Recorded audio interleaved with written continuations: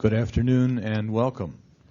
This is a regular meeting of the Sunshine Ordinance Task Force called for Tuesday, June 28th, 2011 at 4 p.m. and beginning at 4 p.m. May we have the roll call, please? Member Snyder? Snyder absent. Member Nee? Here. Nee present. Member Cawthon? Cawthon present. Member Manning? Absent. Member Washburn? Here. Present. Member Knieber? Knieber, here. Knieber. Present. Member Costa? Here. Present. Member Wolf? Here. Wolf present. Member Chan? Present. Chan present. Member Johnson? Here. Johnson present. Member West? Absent. Mr. Chair, we have a quorum. Thank you. For our first order of business, we have received communications from members Snyder and Mane. Member Snyder is away on vacation with family, and I believe that that is a valid reason for absence. And Member Manek emailed me a little while ago to state that she was under the weather, and she also has a very heavy deadline workload facing her. So the chair would entertain a motion to excuse members Manek and Snyder. Is there a motion? So moved. Moved and seconded. Is there any discussion? Is there any public comment on the motion to dismiss these two members? Seeing none, roll call, please.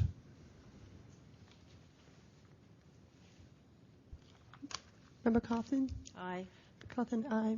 Member Monnet is excused. Member Washburn? Aye. Washburn, aye. Member Knieber? Aye. Aye. Member Costa? Aye. Costa, aye. Member Wolf? Aye. Wolf, aye. Member Chan? Aye. Chan, aye. Member Johnson? Aye. Johnson, aye. Member West? Absent. Member Nee? Aye. Nee, aye. The motion passes. Thank you. Just another brief announcement. Our regular clerk administrator, Mr. Russom, is away on vacation. We'd like to welcome Linda Wong, who will be here until another clerk, Gail Johnson, joins us. Ms. Johnson is here. And Ms. Johnson, I know, has served as clerk for many of the Board of Supervisors committees, as does Ms. Wong. Ms. Wong has worked with us in the past and has always done a very, very good job for us, and we're pleased to have had her with us for these few minutes, and we'd like to bid welcome to Ms. Johnson. Thank you. Are there any requested changes on the agenda for tonight? Seeing none. Before we do start on today's agenda, I think there are a couple of things that I need to say, and that is there are a couple of items that got left off. These omissions are the responsibility of the clerk, Mr. Rustom, and myself, and I want to extend my deepest apologies for leaving them off of tonight's agenda, and I will do my utmost to make sure that they get on the agenda for next month. One of them was an item requested by Jason Grant Garza, who I do not see. The other was requested by Member Wolf, and again, my apologies to both gentlemen for the omissions. That being said, Madam Clerk, could you read the first item on today's agenda, please? Item 1, election of officers, chair and vice chair of the Sunshine Ordinance Task Force. Okay. We will take these elections separately, and I believe I believe the clerk usually presides over this particular function. Yes, Mr. Chair. Do task force members wish to make nominations for the chair and vice chair of the committee, starting with the chair?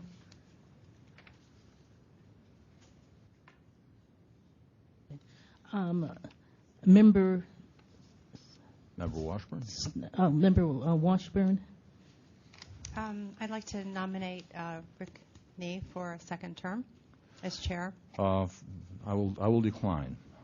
This would be my third term, actually, And while I appreciate the nomination, I'm honored to have served these past 2 terms as chair of the task force, but I think it's time to step aside and allow some new energies and new ideas to take the chair.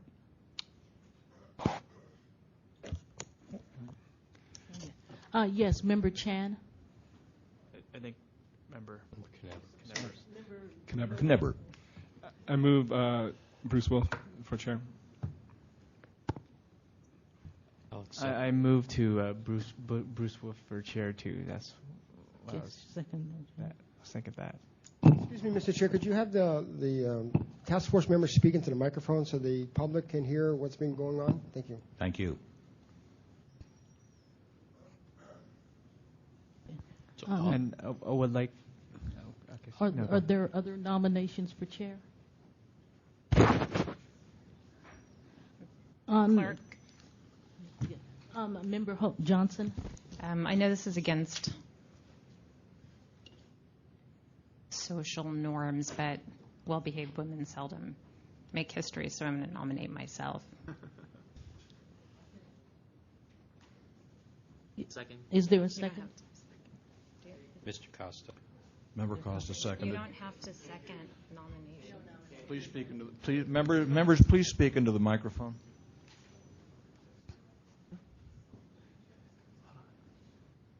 I was just saying nominations don't require a second under Robert's rules. We speak straight into the Is microphone. my microphone? Yes.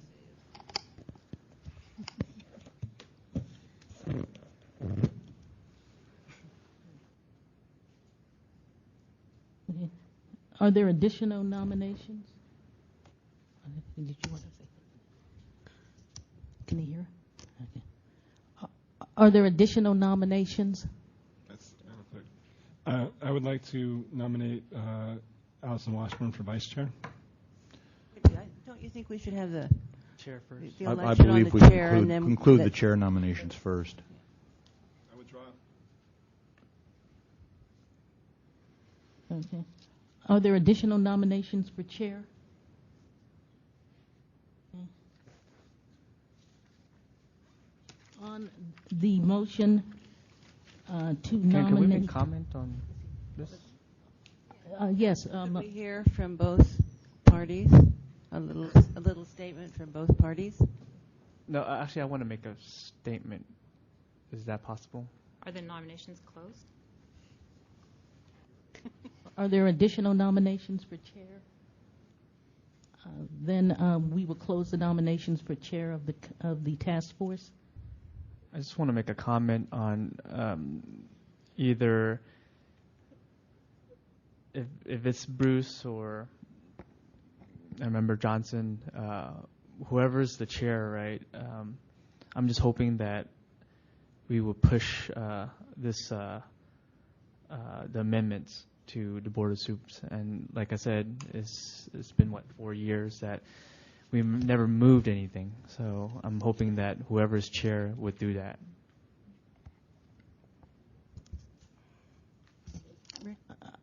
Member Cawthon. Could we just have a little brief statement from each candidate? Would candidate Nover like to make a statement? I was not nominated. It was Wolf. We have 2 candidates, Wolf and Johnson. Oh, excuse me. Would candidate Johnson like to make a statement?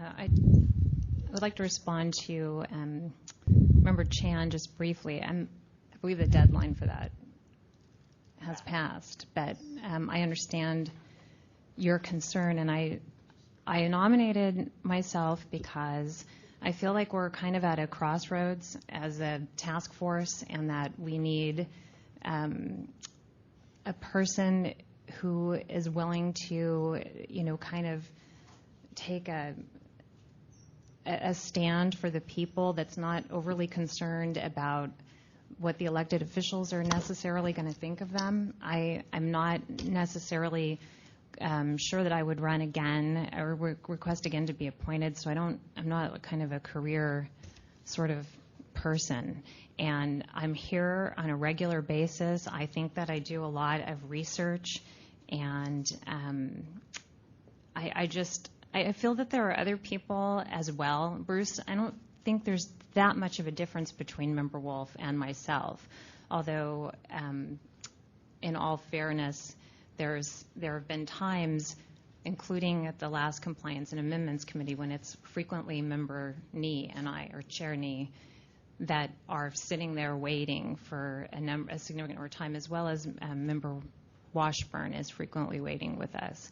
So that concerns me because members of the public show up, and the Sunshine Task Force is becoming more prominent. We've been in the newspaper recently, and I feel like it's an opportunity to sort of lead in a direction that gets some things done, as Member Chan said. I'm not necessarily a consensus builder, but I do believe in listening to all sides and choosing the best course of action. I think that people that try to build consensus end up really just sitting on the fence. And it's not that I want to override what other people think. I want to incorporate all those opinions into an opportunity to actually move forward and get the Sunshine Ordinance something that is respected and that is followed for the public. There's a lot of people that are... Question by the task. All right. Can you acknowledge on the record, or did you already do that? Did you already acknowledge on the record that they were here?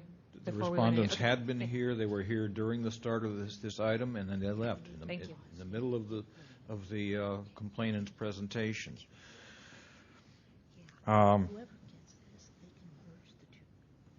The complainant now has 3 minutes to make any concluding remarks.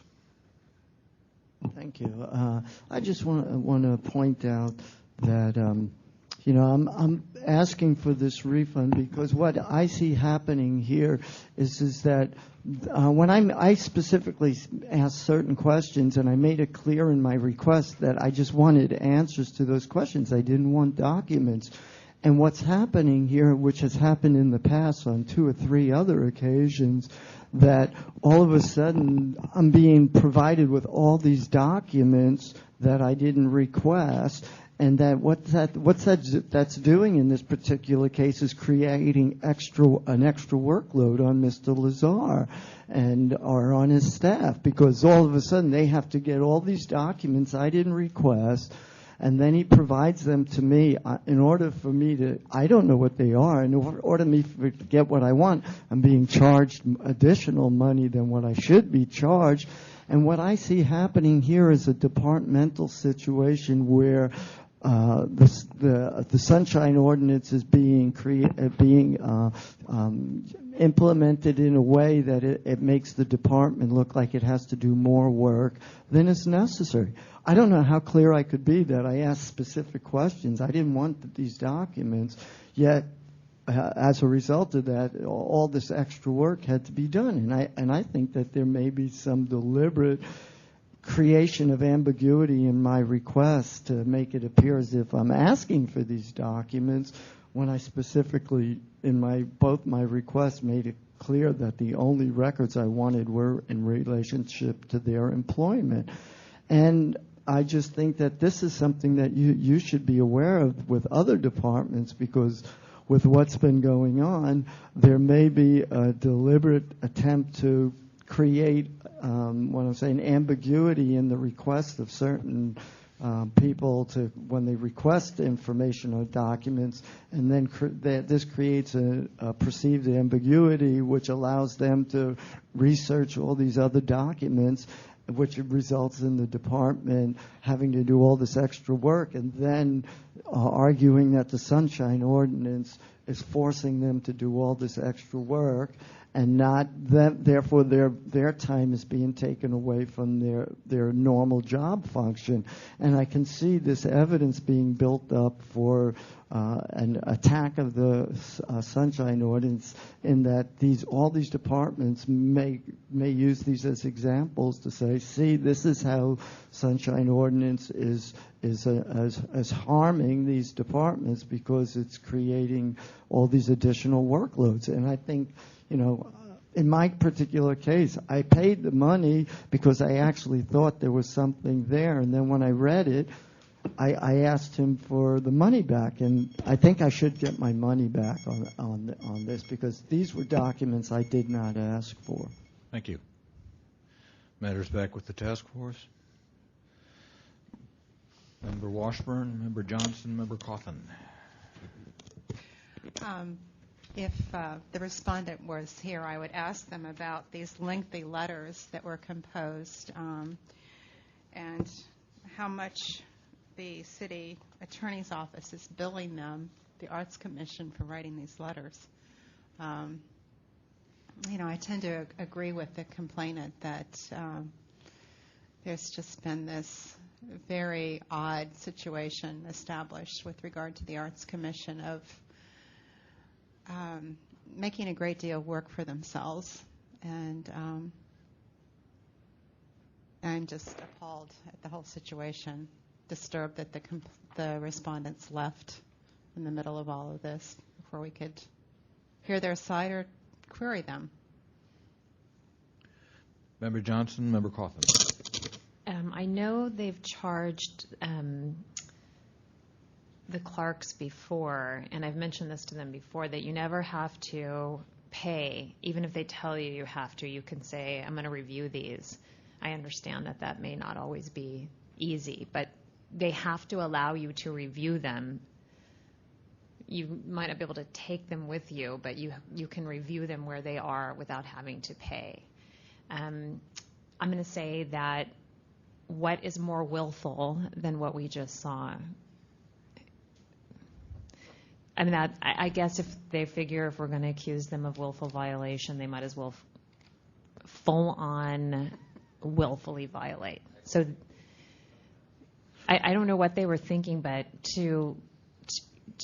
they're obligated, if they want to be city employees, to follow the rules of the city, and one of them is appearing at the Sunshine Ordinance. And they could potentially make it easier on themselves, as Member Washburn said, but to walk out in the middle of the complaint, they were here the whole time. I don't know what their circumstances are, but they walked out without addressing the clerk, or I should double check through the chair.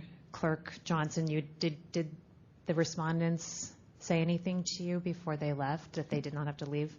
No. That they could not stay? No. So, I mean, that's a willful violation of their obligations under the task force, under the Sunshine Ordinance. Member Coffin.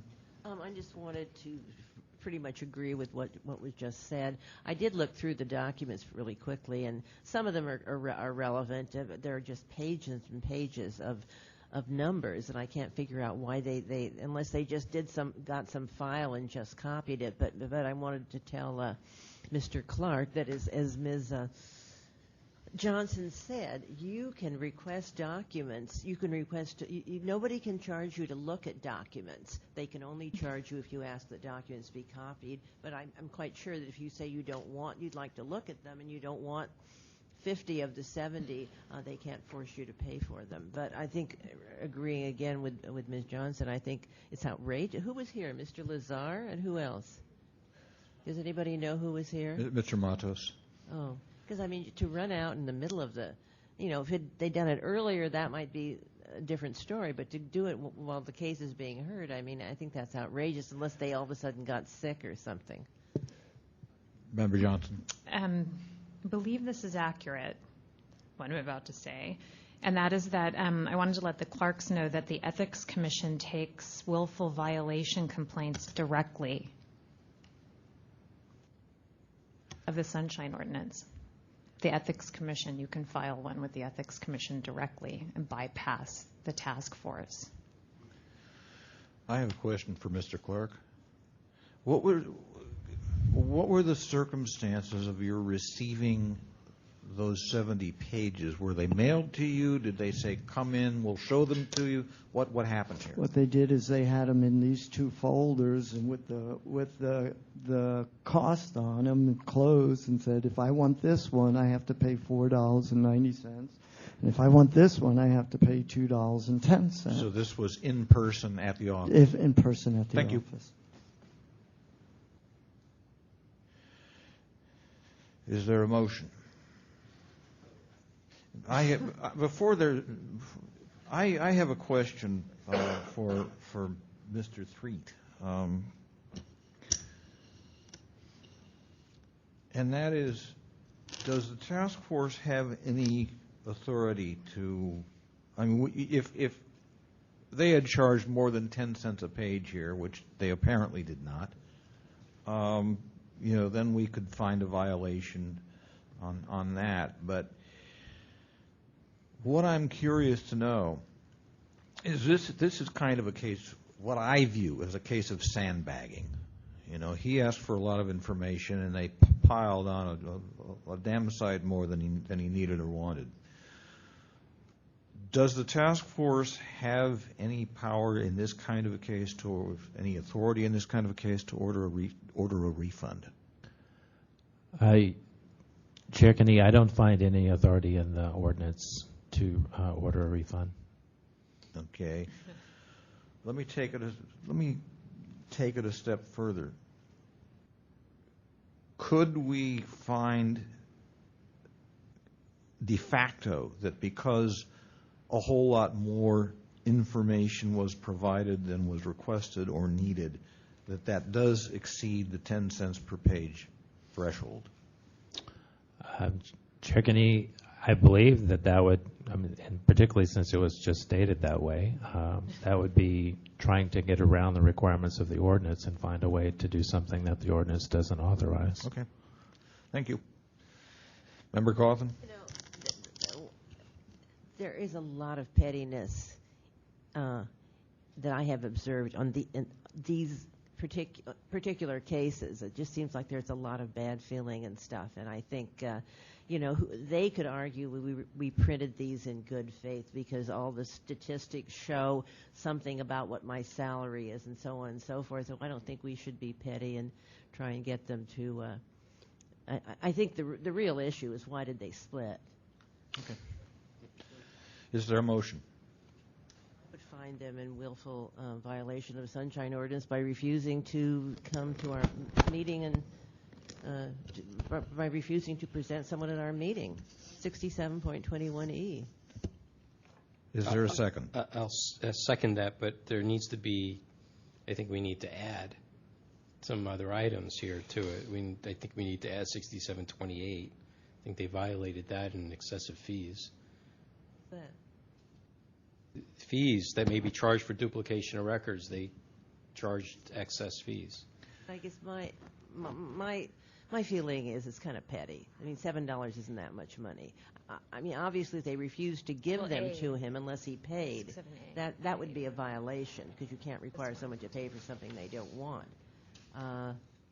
But we don't know the case because they're not here. I mean, we could call them back and ask them to tell us why in the world they did this. Well, you got to remember we're talking about $7.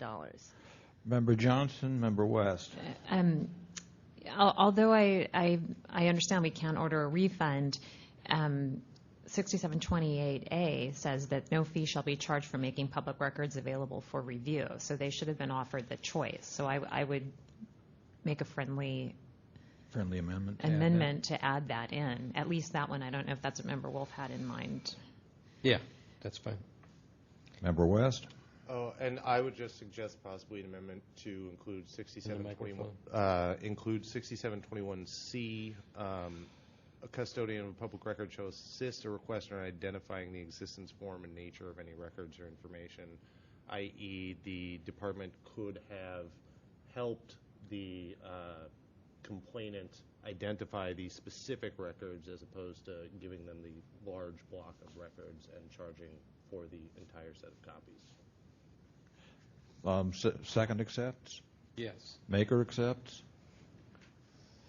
Okay. Further discussion. Member Wolf. Yeah, as far as willful violation is concerned, I need a little help with that. Yes, it was willful. They got up and they left. I get it. The problem is with going with the Ethics Commission is that they only cover elected officials and department heads with regards to willful violation. Mr. Lazar is the department head. No, he's the okay. street artist program director. So He's not the head is the other guy, the one that has the meetings. I don't know who I'm not sure if that is another if that's a semantic for department head.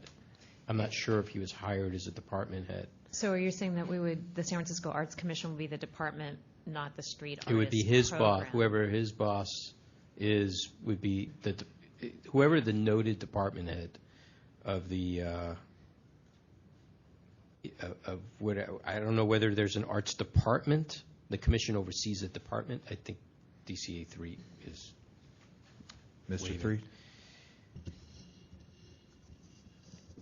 Through the chair, 67.34 covers, which is the willful failure section, covers elected officials, department heads, or other managerial city employees.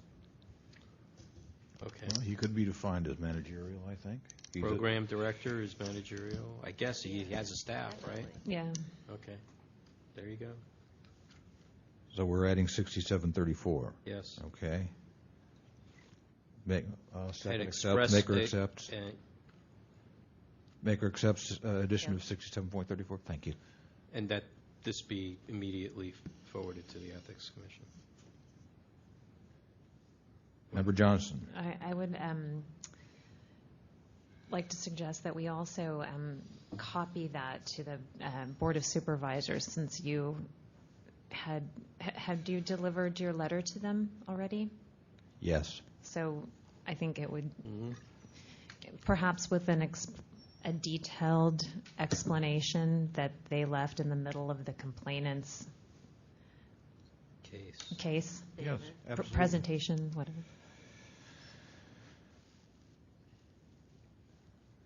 Is there any public comment on this item? Robert Clark. With all due respect, $7 is a lot of money. That $7 would have kept me from having to walk 2 miles in the rain today because I had to save the $2 because I don't have enough money to pay for a bus ticket here and back. I had to walk back. That $7 is a lot of money to me. And I just want to let the commission know that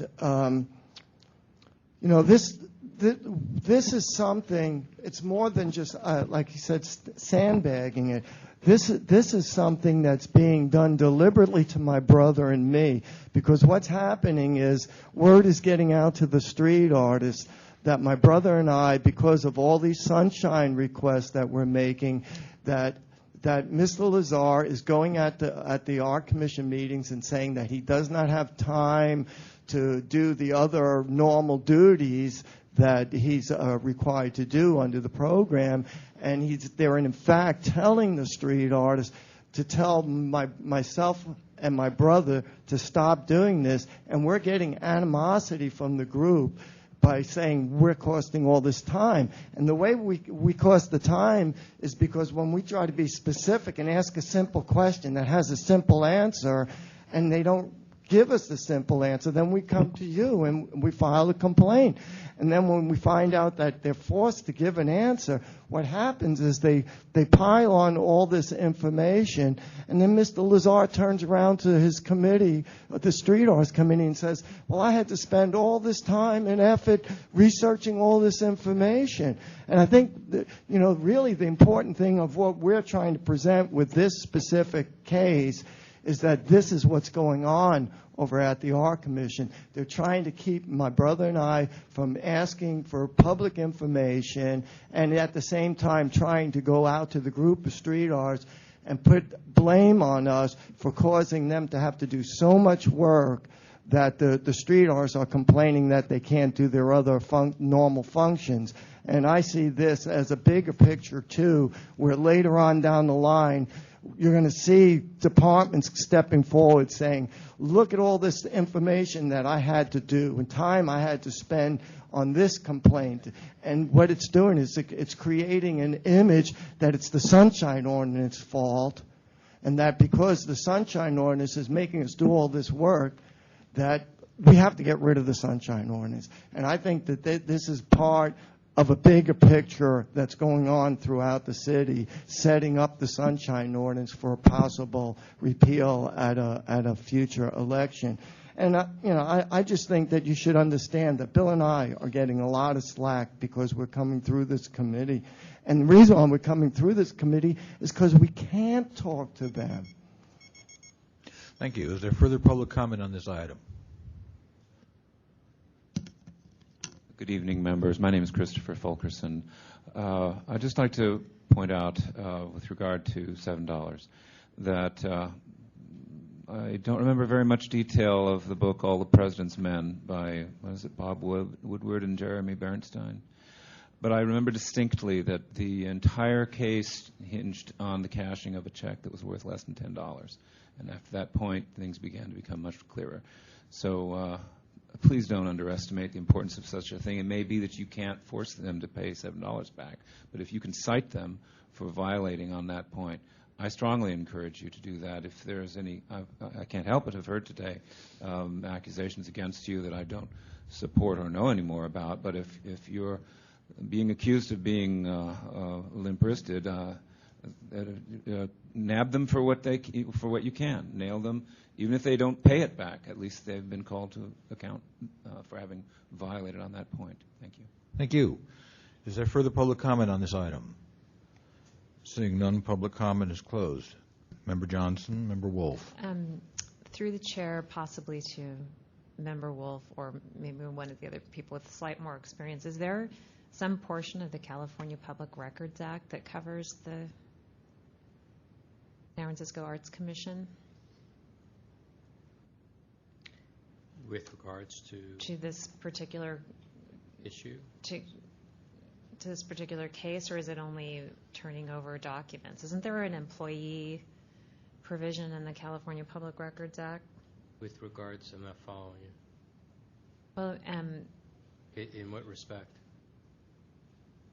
I can certainly look something up. Does it govern any kind of fee or turning over records or turning over their employee records? It's something I could look up later. We could do this, but I'm just thinking that the Sunshine Ordinance, even though it's broader, maybe the San Francisco Arts Commission should be made aware that it's based on a state law, not just a local law, so that as a public employee, they're going to be subject to it in a variety of ways. This may not be the case to do that, but. Well, the state law certainly sets the floor for sunshine in California, and there would be, I would imagine, some applicant sections of applicable sections of the Public Records Act. At this point, I really don't know the Public Records Act well enough to be able to just point right away to something. If Mr. Threet can cite something off the top or fairly quickly, perhaps that would help us. But and it is something we should, I think, research and become familiar with for future cases like this. Okay. Further discussion? Okay, the motion before us is to find violations of 6721E, 6728A, 6721C, and 6734, to refer this matter immediately to the Ethics Commission with a copy to the Board of Supervisors and an explanatory note on Mr. Lazar and Mr. Matos abruptly leaving the meeting mid-hearing. During the hearing, yeah, mid-hearing. Roll call, please. On the motion, Member Cawthon? Aye. Cawthon, aye. Member Washburn? Aye. Washburn, aye. Member Costa? Aye. Costa, aye. Member Wolf? Aye. Wolf, aye. Member Johnson? Aye. Johnson, aye. Member West? Aye. West, aye. Member Nee? Aye. Nee, aye. There are 7 ayes. Thank you. Madam Clerk, could you read item 12, please? Item 12, determination of jurisdiction on complaint filed by Anonymous against the Taxi Advisory Council allegedly violating public meeting laws. Thank you. Is there a motion to find jurisdiction? Second. Is Mr. Chair, just a point of information. We're almost at the 9 o'clock hour when Mr. Threet needs to leave. We should notify the public any of the further items below after we make this vote. Agreed. Agreed. I'll do that. Is there any public comment on the jurisdiction question of this item? Sir? My name is Christopher Fulkerson. It was an accident that this was filed as anonymous. I didn't mean for it to be filed anonymously. I'm the complainant. Okay. So, do you want me to tell you about it? Well, not now. Not right now. Right now, we're just dealing with the jurisdiction question of this complaint, whether we have jurisdiction to hear it. Is there any public comment on the jurisdiction question? Seeing none, roll call, please. On the motion, Member Coffin? Aye. Coffin, aye. Member Washburn? Aye. Washburn, aye. Member Costa? Aye. Costa, aye. Member Wolf? Aye. Wolf, aye. Member Johnson? Aye. Johnson, aye. Member West? Aye. West, aye. Member Nee? Aye. Nee, aye. There are 7 ayes. That does take us to the substance of the case. Mr. Fulkerson, please approach. Thank you for coming. You have 5 minutes. Thank you. I'm a cab driver here in San Francisco. I'm a medallion holder. I have medallion 43. I attend as many meetings here at City Hall or at 1 South Van Ness of the Taxi Advisory Council as I can make. And I've been following a series of events that disturb me greatly. I believe there's been a Mr. violation. Fulkerson? Yes? I'm terribly sorry to interrupt. Please stop the clock. At 9 o'clock, our Deputy City Attorney departs. We need to notify all parties on this. In addition to Mr. Threets being gone, our voting member of the task force, who is an attorney, is not here tonight. He is excused. His absence is excused. This means that in another few minutes, we will have no attorney in the room. So if anybody wishes to have, on that basis, if anybody wishes to have their case continued, they should let us know that right now. Mr. Fulkerson, are you comfortable having us hear this case without the benefit of an attorney present? I have no way of knowing. I don't know what that Well, what it means is that any decision we make might not have the benefit of legal analysis, procedural or substantive. What are my options? Well, your options are to seek continuance, to withdraw your complaint and refile at a later date, or to move ahead with your complaint. And so if I make my complaint and it's struck down because it doesn't have legal muscle. No. If you make your complaint and we find among us that your complaint does not have merit, then that decision is final.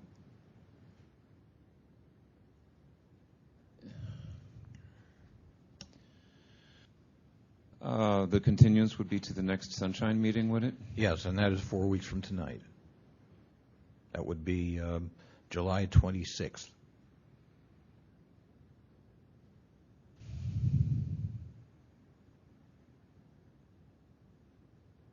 I'll be brave.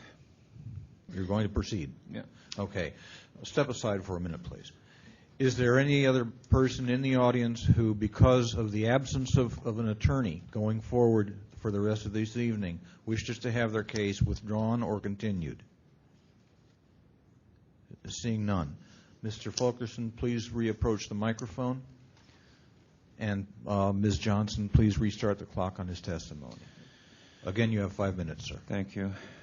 All right.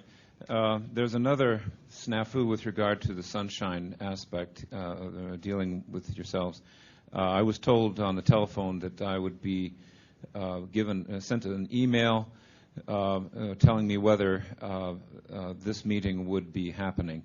And I was not sent that email, so I could not alert the person, the vice chair of the committee about which I'll remark, to be here tonight. But I do have permission to quote him verbatim on a couple of brief items, if that matters. Now, as you may know, there's been a lot of dissent, shall I say, from the cab drivers throughout San Francisco, and most of that is on matters that are fairly, in my view, somewhat superficial, although they amount to a lot of money in the long run. There are some other aspects of the way the taxi industry is being handled, and they have come to a head in the Taxi Advisory Council, which is the professional organization that advises the Municipal Transportation Agency. Now, the Taxi Advisory Council has been asked to produce a report of the advisability, or not, of the medallion sales program. And there's been, I think, a very serious violation of protocol. The report has not been filed yet, so such action as may be taken would not lead to a worst-case scenario of inconvenience. I'll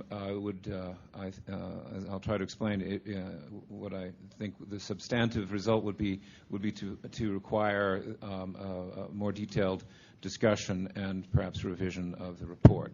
Now, specifically what has happened, that rather than allow the discussion of named items that I have the minutes here to detail, if you like, two individuals on the council used the consensus is a total of 5.5 hours of meeting time to stonewall, to prevent the discussion of important items, important aspects that are very relevant to the report, especially those aspects that are pertinent to the driver's welfare. Almost anything that had to do with the driver's welfare kept continually getting interrupted.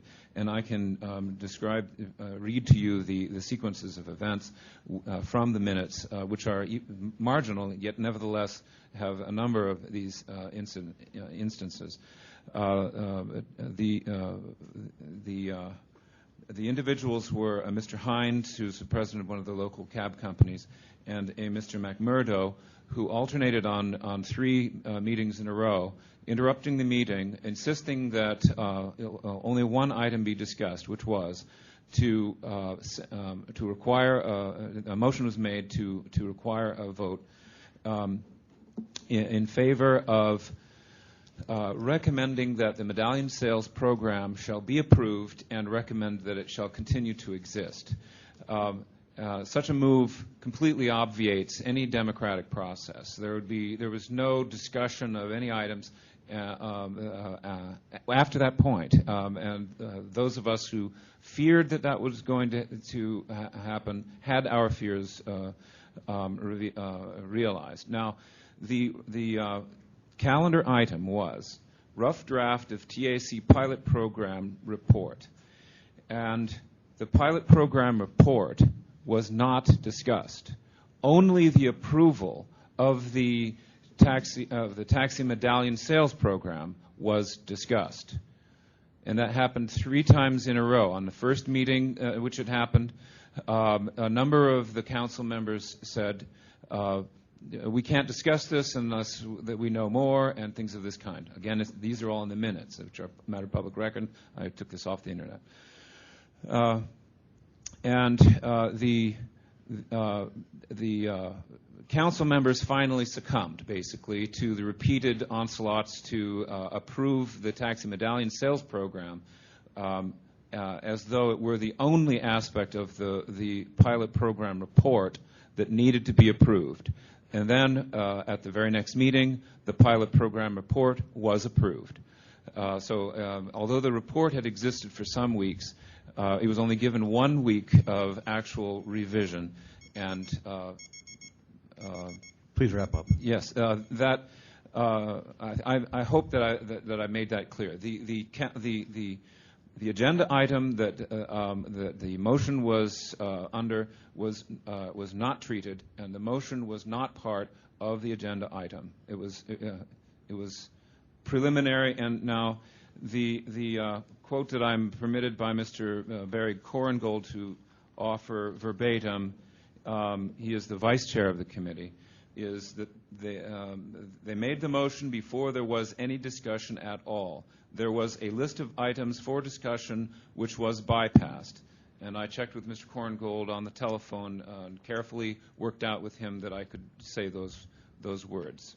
Thank you. Before you go, Mr. Fulkerson, could you please spell your first and last names for the purposes of our records? CHRISTOPHER. F as in Frank, ULKERSON. Thank you. Is there anybody here to offer facts and evidence in support of the complainant? Seeing none, is the respondent present? Is there anybody to offer facts and evidence in support of the respondent? Seeing none, the matter is with the committee, or with the task force. Member Wolf? I have a question, but not for the complainant, as to whether this is a passive meeting or not. Well, now, actually, the Taxi Advisory Council is considered a policy body because it was formed by a policy body. Oh, okay. I believe that's in the advice given to us by Mr. Threed. Very good. Okay. Member Johnson. Could you repeat the item agenda?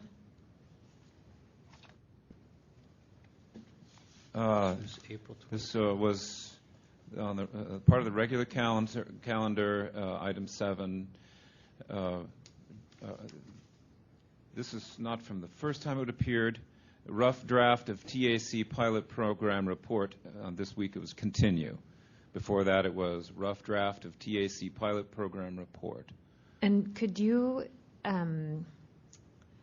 give a brief description of how is the medallion, the vote that was actually taken, how is that related to the pilot program? Is it a The part pilot program of is about selling medallions.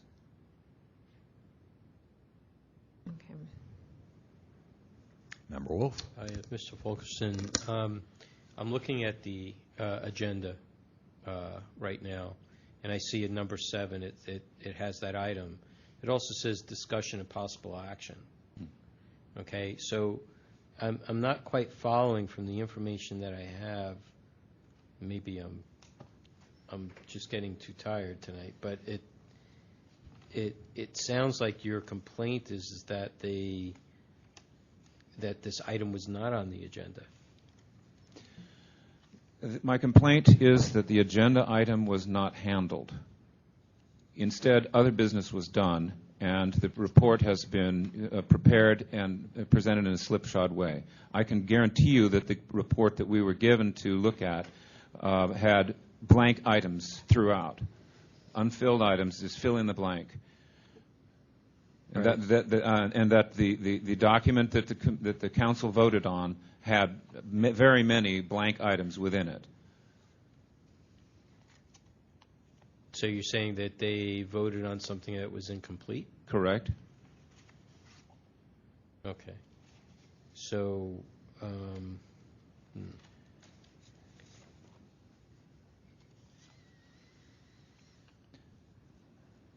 And you also state that the motion was passed without allowing completion of public discussion on many important issues regarding the effect of the program on the workforce, the drivers themselves. What do you mean by that?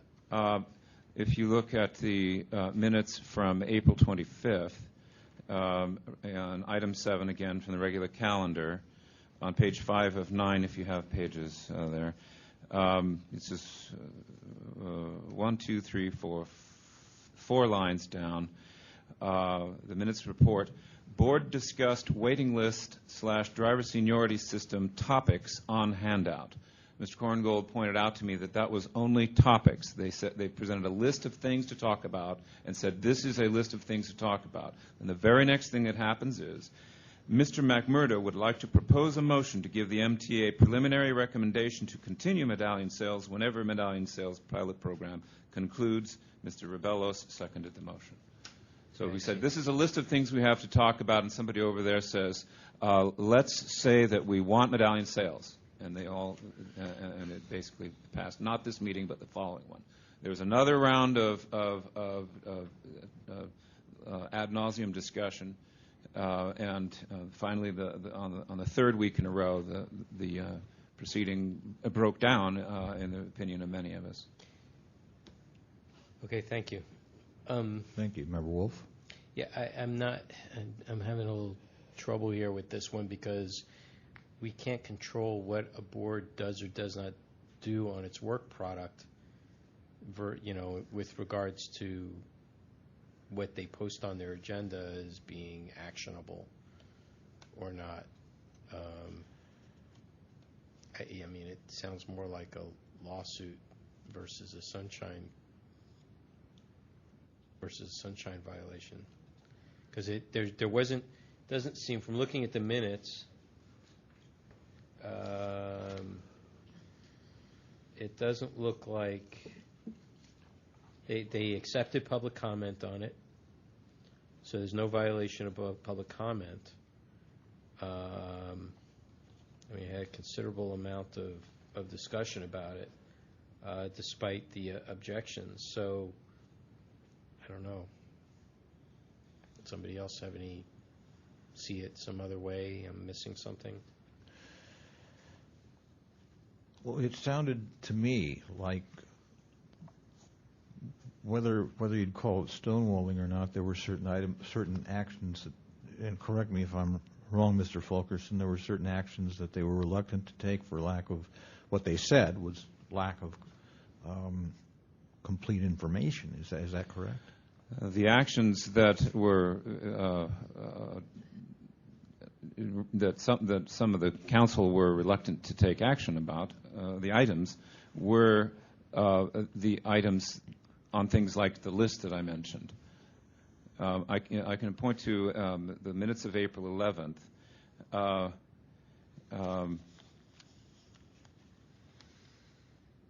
During council discussion, Mr. Korngold says he feels this is important. This is an important decision that affects 7,000 drivers and should not be rushed. He said this report should be more of a progress report. Mr. Hines said there should be a resolution for the next meeting or something they will be voting on. Okay. So once again, it's an. Thank you. Okay, at this time, the complainant, if you wish, you have 3 minutes to make any concluding remarks. Thank you. Basically, the structure of what's happening here is that at a very deep level, the cab drivers are being treated as a cash cow by the Municipal Transportation Agency, by the pushing forward of a very small number of persons who have already decided in advance that they don't want to hear any other arguments, and they basically are cavalier with democratic process and elbowing out all discussion. I'm absolutely serious when I say that many hours of council time were wasted. Mr. Hines would repeatedly say, through the chair, through the chair, through the chair, and completely preoccupy all proceedings. Then there would be no time left for any discussion, and then Mr. Hines would once again say, we haven't gotten around to doing any business here. So he was having his cake and eating it too. And now there are, with this program, drivers are paying $250,000 for a job that will never be a middle-class job. These are low-paying jobs that the medallions are going for, and a complete hornswaggling has been done of public opinion. So to the effect, outrageous fees out of all mind to the possibility of earning, but they represent profit taking for the people who are participating on the council. So the people, Mr. Hines, one of them, and the other, many of the other individuals, were able to vote in favor of ignoring the effect on the workers. The council itself doesn't have a representative of the United Taxi Cab Workers, who were completely left out, just as another item of interest. I strongly feel, and I'm sure that the consensus of the onlookers is that the items under discussion were not being discussed, that that rushing to a preliminary vote about approving the medallion sales program was inappropriate, and they took many weeks to do it. They wasted the time of their colleagues in prohibiting their ability to present their points of view.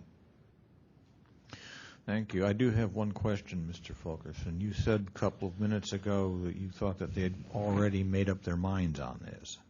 Of course. Now, do you have any kind of proof on that? Because that, if they've been discussing behind closed doors a matter that should be discussed out in public, obviously that's a violation of the Sunshine Ordinance. And that allegation, if you can provide some evidence of it, obviously we need to look into that. But can you provide? Do you have any emails, any phone call records, anything at all to give substance to that accusation? I'm sure I have plenty of email from the tenure of my membership in the Medallion Holders Association, of which Mr. McMurdo is the president.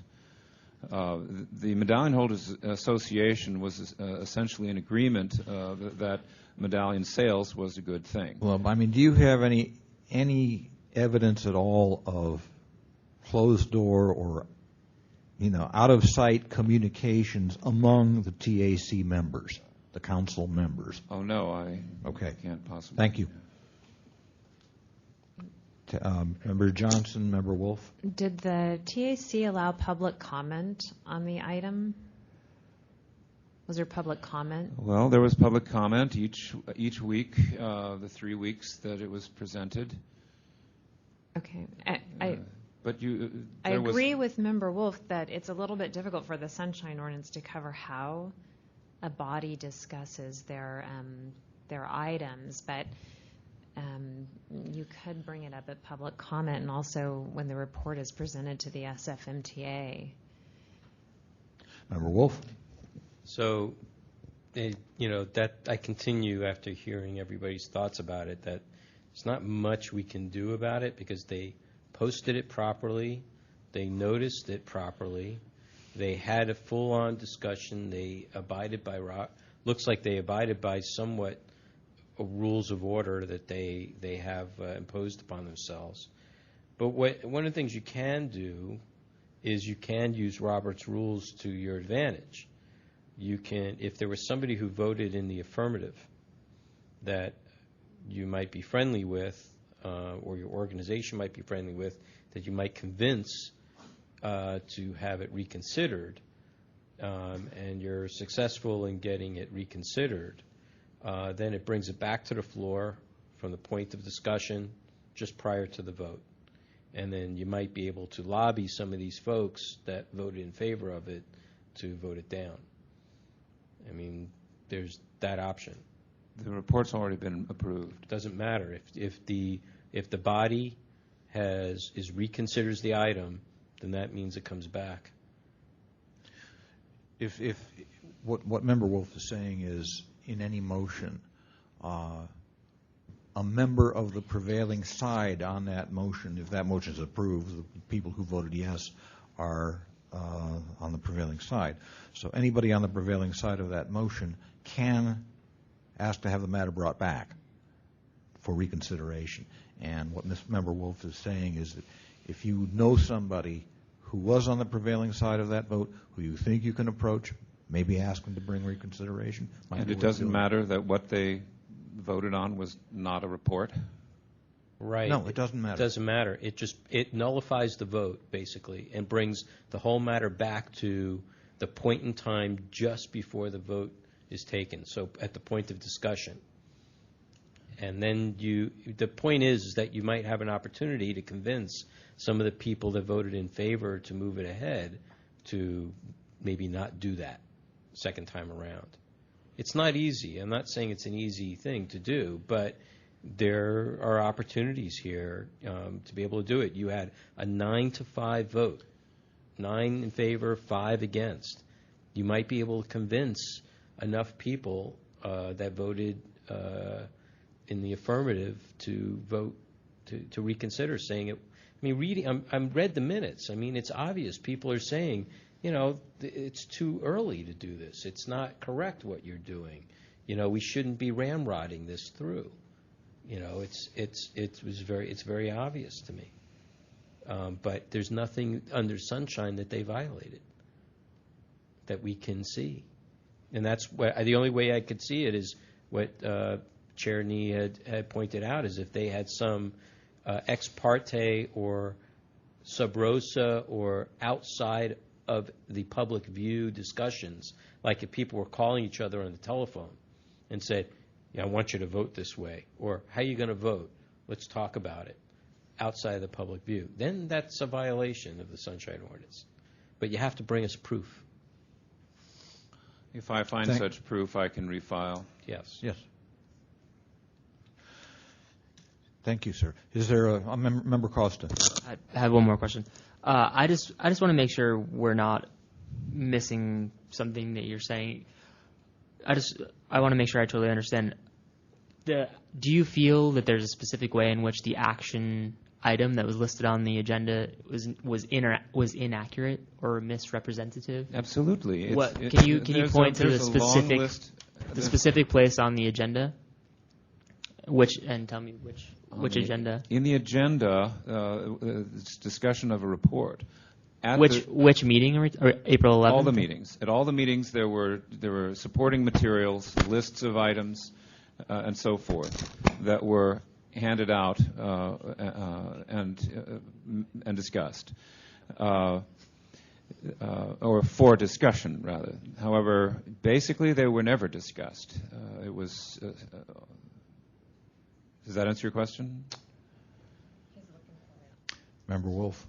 Okay, so the only violation I can find for this, and I think you kind of triggered a synapse for me, the agenda is not complete. There are requirements under Sunshine for the agenda. And under 67.7B, a description, under 67.7 in general, it says agenda shall specify each item of business is the proposed action or statement, the item is for discussion only. Okay? B, a description is meaningful if it is sufficiently clear and specific to alert a person of average intelligence and education whose interests are affected by the item that he or she may have reason to attend the meeting to seek more information on the item. Descriptions should be brief, concise, written in them. It goes on and on for these specific directives and guide. It's beyond the guideline. It's a directive. You must do this. This agenda is absent of that. Okay? So at bare minimum, we can find a violation of 67.7. I think DCA 3 was thorough in that was the very first reference that he put in there. And we could also notate the Brown Act, too. Can take it right at the state level. But I think that is about it that we can do. Thank you. Ernie? Member Coffin. Yeah, I'm really sorry that the taxi cab people, the council didn't come, because we could at least ask them some questions. So I certainly think that we should find a violation of 67.21E. Okay. Is that a motion? Okay, I move that we find a violation of 67.21E, and what did you say? 67.7. 67.7, is that what you said? Yes. Okay, and 67.7.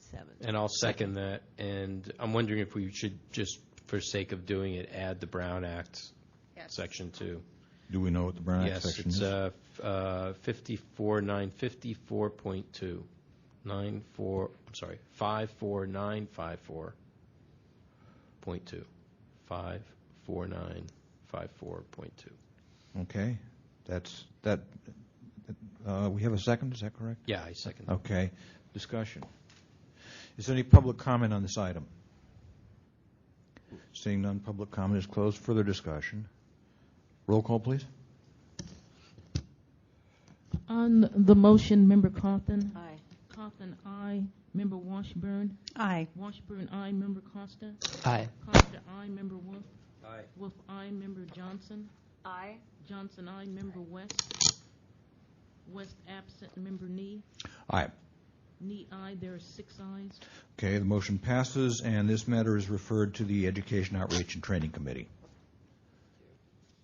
Sorry to interrupt you, but may I know what the sections are again? Okay, yes, this is in the Sunshine Ordinance, Section 67.7 and Section 67.21E. And then in state law, which we call the Brown Act, which is the state's open meetings law, Section 54954.2. And this matter is referred to the Education, Outreach, and Training Committee, which will meet in a couple of weeks. Okay? Before we move to the next item, the chair will declare a 5-minute recess.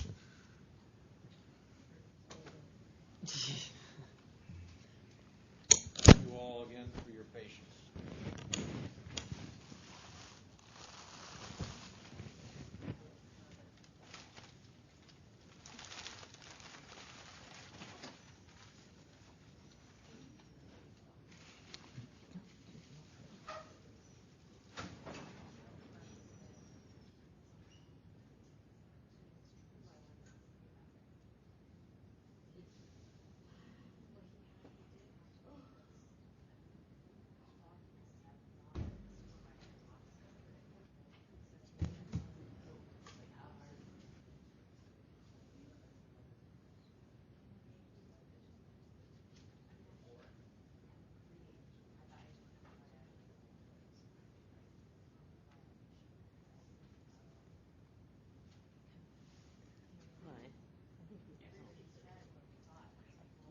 Nothing. I think we should have a little cutout in that. Shouldn't have. I really need, I mean, I find it hard.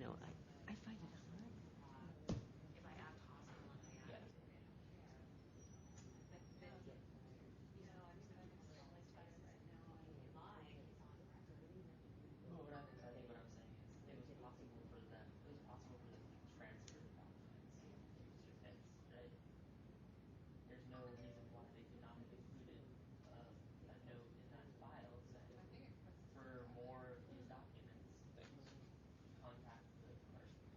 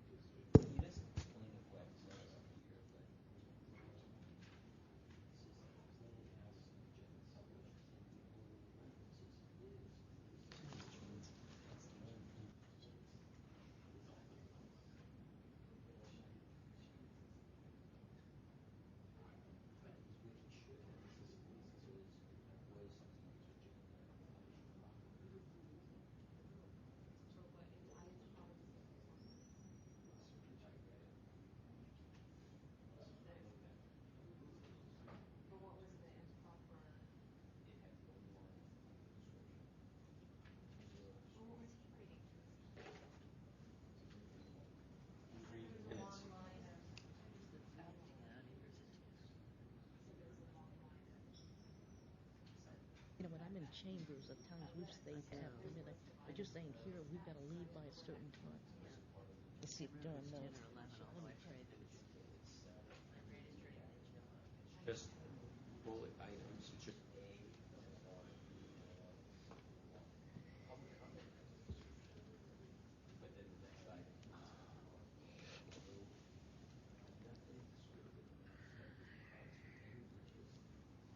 or would cause you, or the flip side, that would cause you concern.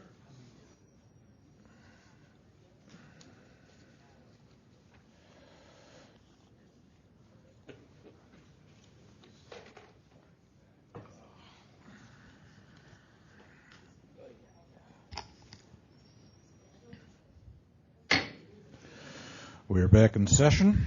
Madam Clerk, could you please call item number 14?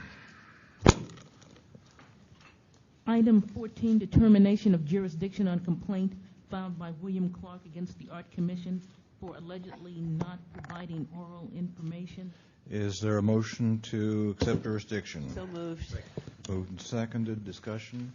Is there any public comment on the jurisdiction question of this item? Seeing none, roll call, please. On the motion, Member Coffin? Aye. Coffin, aye. Member Washburn? Aye. Washburn, aye. Member Costa? Aye. Costa, aye. Member Wolf? Aye. Wolf, aye. Member Johnson? Aye. Johnson, aye. Member West? Aye.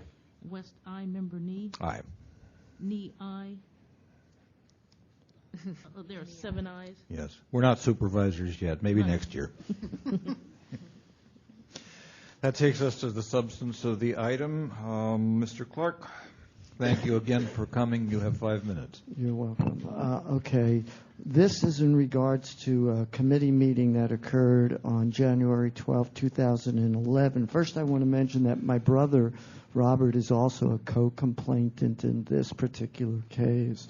So he won't speak under public comment. But what was involved was there was an agenda item to present the budget for the next fiscal year. And after Mr. Lazar presented his figures on the budget, my brother got up to ask, and under public comment, asked several questions specifically in regards to the figures that were included in the budget, which Mr. Lazar had just proposed to the Arts Commission for approval.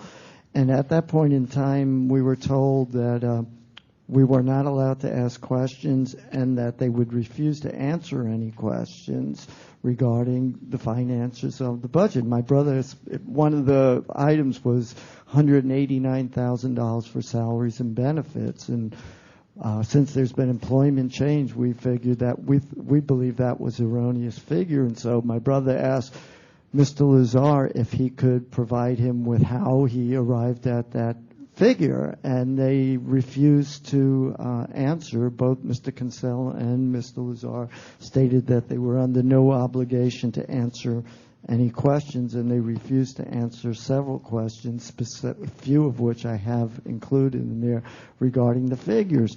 Now, what we're claiming is that Mr. Lazar is an employee of the Arts Commission, and that under Section 6722, subsection C, it says no employee shall be required to respond to an inquiry or inquiries from an individual if it would take that employee more than 15 minutes to obtain the information responsive to the inquiry or inquiries. And at this meeting, Mr. Lazar was the individual who did the budget, so he was aware of how he got those figures and what they were.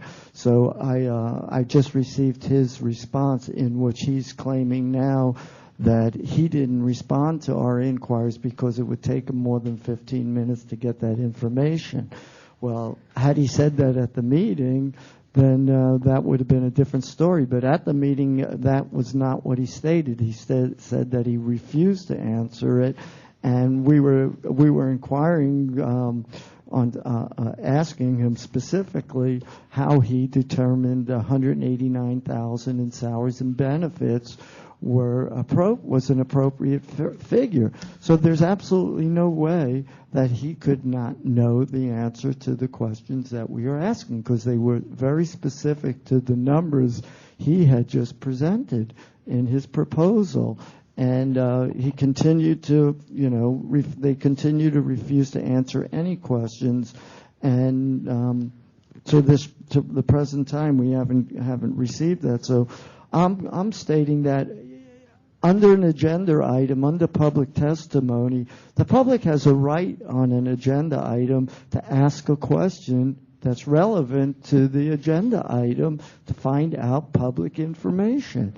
If it's an employee, this was not a commissioner that was asked this question. This was directed directly to the employee, Mr. Lazar, and Mr. Lazar and Mr. Kinsell, because several questions were asked of him also. And so what we're saying is that even though it's in a meeting, what more appropriate time for a citizen to ask a member of the commission or the employees a question in regards to the budget and the figures that they got. And I seem to remember someplace it said something, but I won't get into that right now. So what I'm saying is that I don't think that if a member of the public under their public testimony, what I wanted to say is, has a right to information even if it's during an agenda item under their public testimony. And I wanted to just point out to you, I think where this stems from is that at a November 12th, 2008 Street Arts Committee meeting, Commissioner Lloyd made this statement to a street artist who was asking him a question. He said, "I'm sorry, I can't go back and forth. We had a whole lesson about sunshine, and it's not supposed to be a discussion back and forth. You guys can have public comment, and this is not the way I set it up. This is the way the Sunshine Ordinance set all the stuff up, and I have to follow those rules. So we can't go back and forth. Hold your please, you guys. Plenty of time fairly for you to comment. There'll be plenty of time fairly for you to comment on the whole process. And I know there's a lot of you who want to speak, but if we go back and forth, it will delay the whole process and we won't have time to finish it." So that's where this whole thing comes from. They're claiming that the Sunshine Ordinance will not allow a back and forth dialogue at a public hearing. Thank you. Is there anybody to present facts and evidence in support of the complainant? Seeing none, is the respondent present? Is there anybody to present facts and evidence in support of the respondent? Seeing none, the matter is with the task force. Member Wolf. Mr. Clark, so you mean to tell me that during public comment you tried to invoke a sunshine request? No. For oral information? No. I just asked, my brother actually asked where Mr. Lazar got the figure $189,000 in salaries and benefits. And was this during public comment? This was during public comment. And what does the Sunshine Ordinance say about public comment? Doesn't say anything about Of course it public does. Yes, it does. What's it say? Brown Act also speaks of public comment.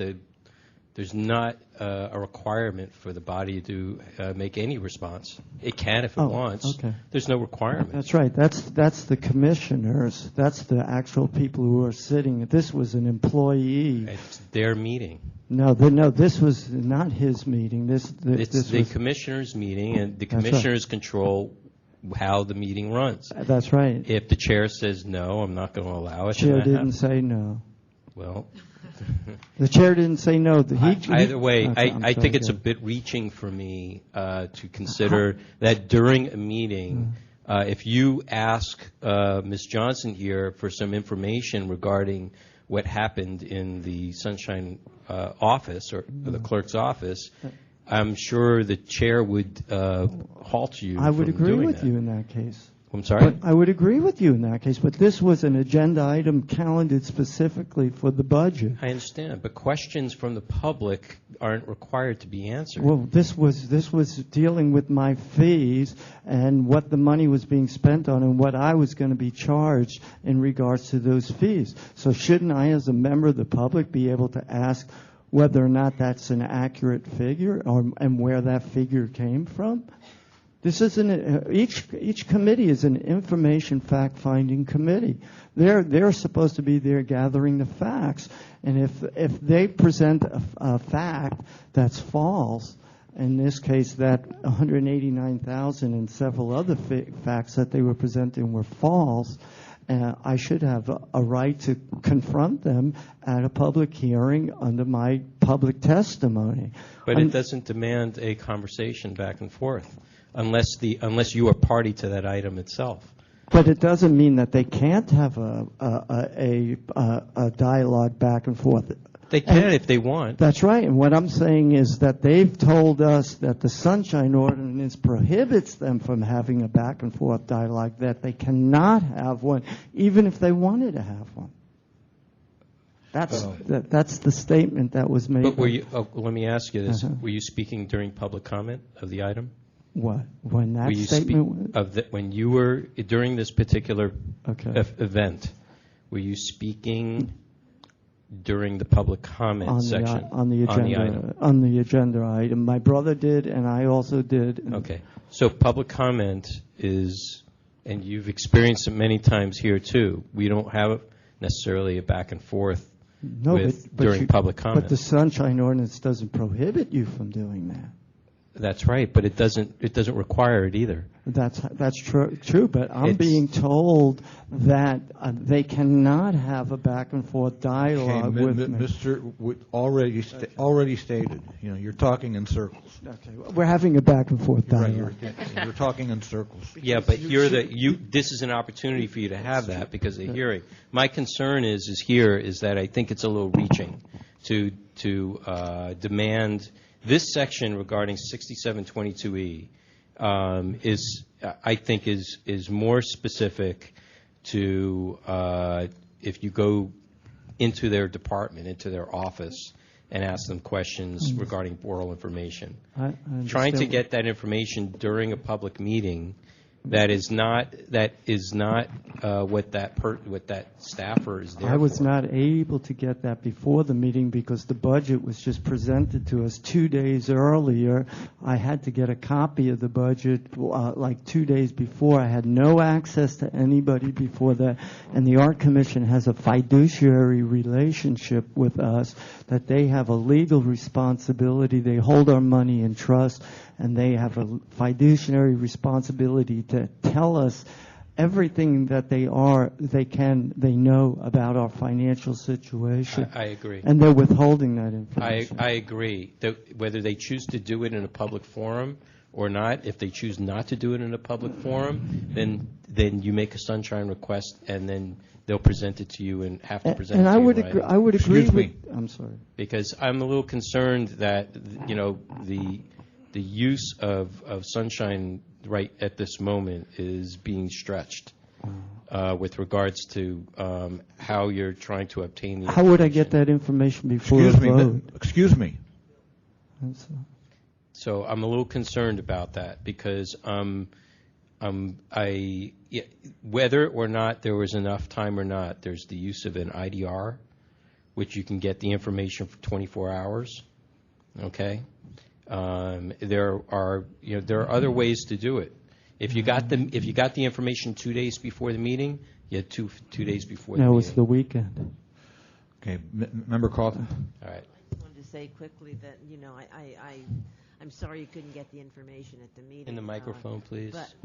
Excuse me, Mr. Clark, could you please be seated? Sure. I'm sorry you couldn't get the. I wanted information at the meeting. I did have something to say to you, Mr. Clark.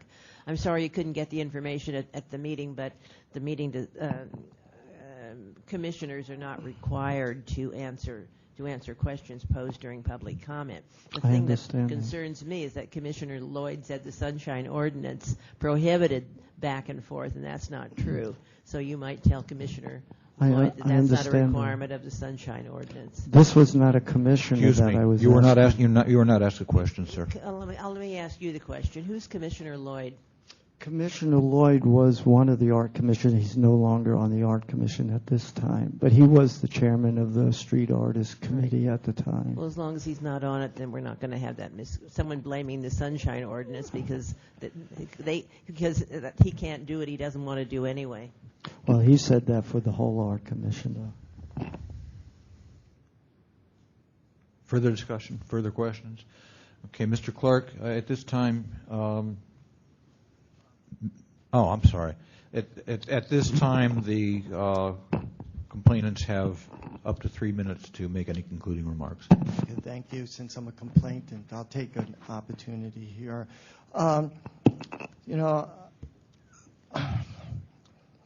What we have here is a situation where every year we get this budget sent to us, and we cannot ask questions about what's on the budget, how we figure before the meeting. The Art Commission stymies us by setting this budget up just a day or two before. We had to contact, after it was calendared 2 days, we had to contact Mr. Lazar and ask him to send us a copy of the budget so that we could have it before the meeting. Otherwise, we wouldn't even have had a copy of the budget. We went into that meeting totally dead, and in the sense that we only had a few hours to look at that budget, and I noticed on that budget that they did not include the $30,000 of surplus, which was supposed to be used in a fee-setting procedure. And they were going to vote on that budget right then and there at that meeting. I had no other choice but to ask, and as a fiduciary relationship, the Art Commission is required, has a duty to give us all the information we asked for regarding our fees and the finances. We had no other opportunity but to go into that meeting at that time and ask those why they didn't include certain things and why they used the figures they used. Now, they may not have to answer my questions, but they don't have to stand there like Nazis with their arms across their fists and say, we are under no obligation to answer any of your questions. They could have very civilly, if Mr. Lazar was honestly telling the truth, they would have very civilly said to me at that meeting, Mr. Clark, we're sorry, but we can't get that information within 15 minutes, and I would have accepted it at that time. But I don't accept being treated like a second-class citizen, being told that it's the Sunshine Ordinance that they're using to deny me access to fiduciary information that they're required by law to give me, and then they stymie us, and then I walk into a meeting and I say, well, how come you're not putting this on the budget? And I'm being told that they're not required to answer it. Well, they are required to answer it, maybe not through the Sunshine Ordinance, but they're required to answer it by law because there is a fiduciary duty that they have. And all I'm saying is that I want you guys to know that we had no opportunity to ask them. I didn't even have an opportunity to give them a phone call. I barely had an opportunity to send them an email and say, send me the budget before the meeting so we can read it. And, I don't know what he's got on it until I read the budget. And when I see what he has and what he doesn't have, I figure, well, I can go to a public meeting and ask the commissioners and the employees honest questions about the finances and have them answer it. Thank you. Matter is back with the task force. I do have a question. One of you perhaps could answer. The budget that was submitted, who submitted it? Was it the Arts Commission? Was it the Arts Commission staff? Howard Lazar. It was Howard Lazar. Yeah. Did it have any approval from the Arts Commission? The Street Arts Committee is comprised of art commissioners, and they were going to be voting. Okay, so this was the street artists' budget? This was the Street Arts budget for the next fiscal year. Okay. What I'm trying to get at is, now the Street Artists Committee is, I guess that's a passive meeting body, isn't it? The commission? No, the Street Artists Committee. Street Artists Program Committee is passive meeting. Okay, so they're not subject to the same necessarily the same kind of requirements, particularly on the posting of agendas and supplementary information that policy bodies are. So therein lies a problem. I mean, it would be nice if we could see a requirement for some kind of formal action by the Arts Commission before this is sent to the board's Budget and Finance Committee, because if that happened, the Arts Commission would have to put it on the agenda, post for 72 hours, et cetera, et cetera, et cetera. It would give people like the Clarks a whole lot more time to know what's going on here, to know what's being presented. Unfortunately, that requirement doesn't seem to be there. Apparently, the Arts Commission itself is not presenting this. It's the Street Artists Committee, which is a passive meeting body, and the requirements are not nearly as strict or as broadly reaching as they are for a policy body. Member Wolf. Yeah, I mean, you know, I feel for you. I really do. I know you're not hearing it from me in this way, but I work with a lot of different departments that have to deal with a lot of budgets, and lots of times they don't provide them in enough time. They're late, or they purposely wait to the last moment to deliver them, and we all end up standing outside the chambers and the committee rooms, going all the way around and all the way around and all the way around. We're here till 11 o'clock at night waiting for our turn for public comment, okay? Or we go into, one of the subcommittee meetings, okay? We all, it's part of the budget process, and we all struggle with that. And I hear you. It's not fair game what they're doing. And I understand what you're trying to do. But I don't think it's appropriate to. I don't know whether it's appropriate for them to say that the Sunshine Ordinance governs what they do. It actually does govern what they do. They have some latitude in how they want to run their meetings, but there are certain requirements, prohibitions, and allowances that are afforded to them, either do this or not do this, to try to for a sake of a better term, it's an IT term, mash up the Sunshine Ordinance so that it works for you. It's a little reaching for me. I cannot support this kind of action. I mean, the purpose of 6722E is you walk into somebody's office or sitting at their desk. Hi, can I have this information? And if it doesn't take them more than 15 minutes to give you a oral answer, that's the purpose of 6722E. It's not in the middle of a meeting just because they happen to be there. Or you see them on the street trying to catch the bus. That's not their regular business hours.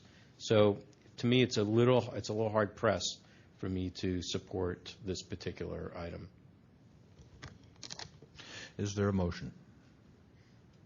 I move for no violation. We certainly can find them violation for not coming to the meeting. Well, yeah, there's that. I mean, if we do it for every single item, I mean, certainly that makes some kind of an impact. Maybe we can write the Board of Supervisors, as I say, we're going to write them again anyway, and tell them there was this many cases in which they were supposed to be testifying and they didn't appear. There was a motion to find no violation. Is there a second to that motion? Is there a motion to find a violation? I move that we find a violation of Section 67.21E. Is there a second? I second. Moved and seconded. Discussion. Is there public comment on this item? Seeing none, roll call, please. On the motion, Member Cawthon? Aye. Cawthon, aye. Member Washburn? Aye. Washburn, aye. Member Costa? Aye. Costa, aye. Member Wolf? Wolf, aye. Member Johnson? Aye. Johnson, aye. Member West? Aye. West, aye. Member Nee? Aye. Nee, aye. There are 7 ayes. Thank you. Gentlemen, thank you for being here.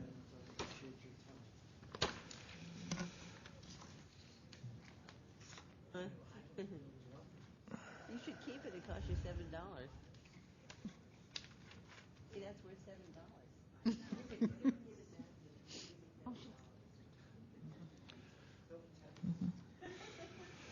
Madam Clerk, could you call item 16, please?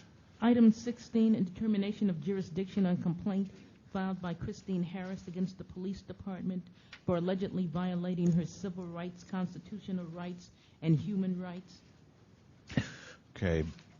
The chair will note, I sit on the complaint committee, and the complaint committee is recommending a finding of no jurisdiction on this matter. Is there a motion to find jurisdiction? You know, I read the entire submission, and it seems to me that Ms. Harris may be requesting something that she just didn't quite specify in her I'm sorry, I'm really tired, in her complaint. So I you know, as stated, unfortunately, I don't see that we have jurisdiction, but I did want to ask her a question. Can I do that before we vote, or could I do it at some point? Ms. Harris, could you please approach? Thank you for coming. Thanks for having me. Hello? Hi. Hi. I just, I read your entire submission, and it seems to me one of the things the thing that you were most upset about regarding not getting public documents, which is our job, was you couldn't get your police. Did you ever get your police report? I had to go through the Board of Supervisors. I had to go through the mayor, and I had to go to police commissioner meetings to actually get my reports, of which took 2 or 3 months. So did you get every single report? No, I've not. And the reason why I'm here this time is last time they found no jurisdiction, but I actually mailed, and I have other information regarding a report from the Sheriff's Department, of which I submitted a request on October 27, 2010, of which I still have not received. You mean the police report? Yeah. So what I think it's a report from the Sheriff's Department. Correct. Ms. Harris, what you should do is refile your complaint. I did. Oh, you did? I did. So then we can hear your complaint on... I submitted it right after the hearing. Because it was certainly an untimely. If you did get them all, it was certainly you got them in an untimely fashion. If you didn't get them all, then we can help you with that. Okay, great. Well, if you would permit me to read about 10 sentences here, and then I can give you copies of the request to the Sheriff's Department, of which I've not received. Are the 10 sentences relevant to the complaint that is before us, number 11040? Are they part of this complaint? Well, the last time I was presenting to you, you told me to submit other documents, of which I've done. Are they sheriff's documents? Exactly. I mailed them. Because this is against the police department. Well, this complaint is against the police department. Against the police department, not the sheriff's. Well, as I say, the last time I had the hearing meeting with 3 people, you said that there was no jurisdiction based on the fact that I've gotten my police reports regardless of how long it took, and then you said if I had other complaints to go ahead and mail or email, of which I've done. Okay. It sounds to me, just from what you've said, that this may be a separate complaint that you would have to file. Perhaps. So I've sat here for 6 hours for nothing. Well, at the time, ma'am. While I'm here, do you mind if I read this and then just give you this here? Okay, let me just say, at the complaint committee meeting, we told you that we would retake the issue of jurisdiction, but we could not guarantee that we would find jurisdiction.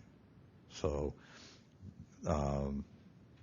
that the committee was recommending a finding of no jurisdiction, and we explained why at the time. Right, but okay. You told me to submit other documents if I had other issues, of which I've done. But are they part I of the mailed them. sheriff's department? I mailed these documents. Are they sheriff's department Yes. documents? We have to give the sheriff's department proper due process, and that's not the police department, Got so it. they're not Got represented, it. which makes it difficult for us to continue. So what you're on. saying is they're separate. I guess there was a complete misunderstanding last time that I misunderstood, and maybe I wasn't given information clearly. I apologize for not understanding. Well, then, you know, we do have obviously a responsibility to make sure that the information we give you is clear. So if there's a misunderstanding, the responsibility is not totally yours. Well, since I have mailed this information to you regarding the sheriff's department and 2 subpoenas to the police department, I did mail this to you. At what point will this come up in an email to me then? Okay, that would have to be a new complaint. Right, as I say, I've mailed it to you. At what point will I get the new complaint to attend your meeting? Okay. Do you see what I'm saying? Because this was mailed to you 2 weeks ago. Okay, that would you would have to contact our clerk, who is currently on Is it vacation. Chris? Chris Rustin, that's Chris correct. Rustin. Ms. Johnson, do you happen to know when Chris will return? Mr. Rustin will be returning next week.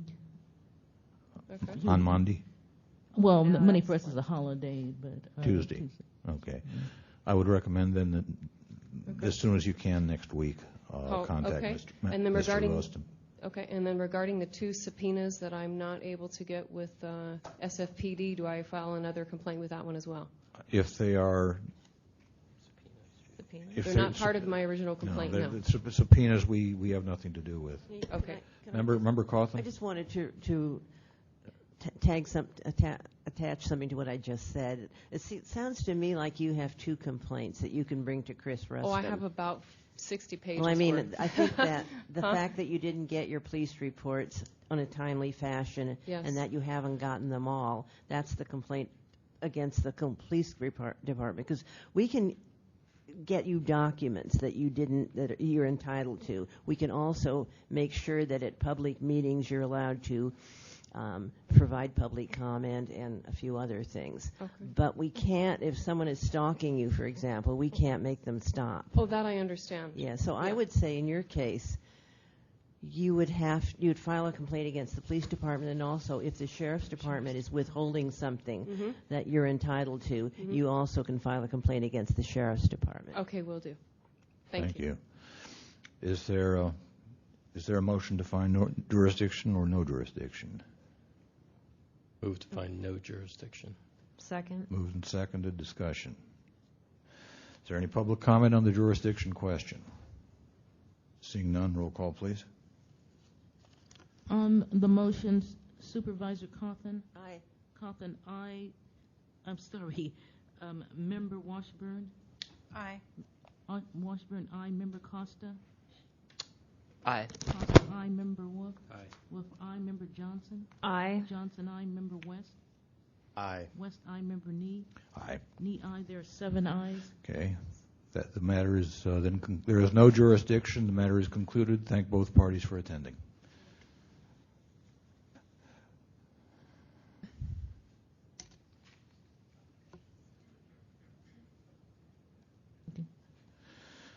Madam Clerk, could you read item 18, please?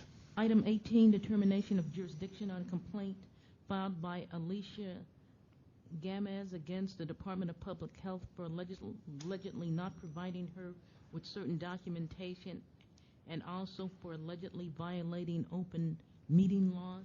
Is there a motion to find jurisdiction? Wait a minute, I have to recuse myself. I've done a lot of work with Mr. Rivard. Okay. Is there a motion to accept Member Cawthon's recusal? So moved. Second. Moved and seconded. Discussion. Is there any public comment on the recusal question? Seeing none, roll call, please.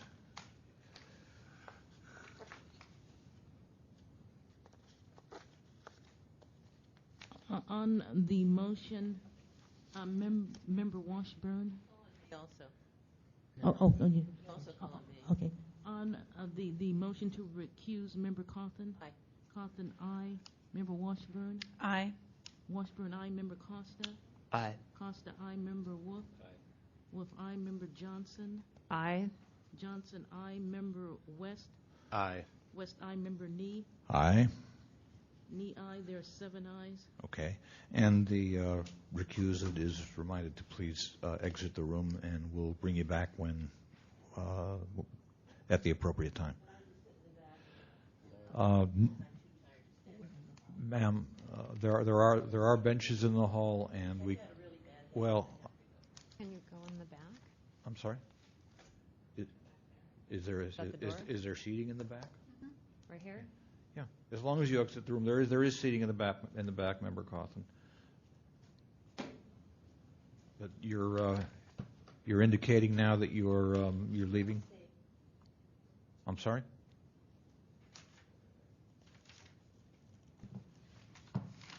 You can sit in the back room if you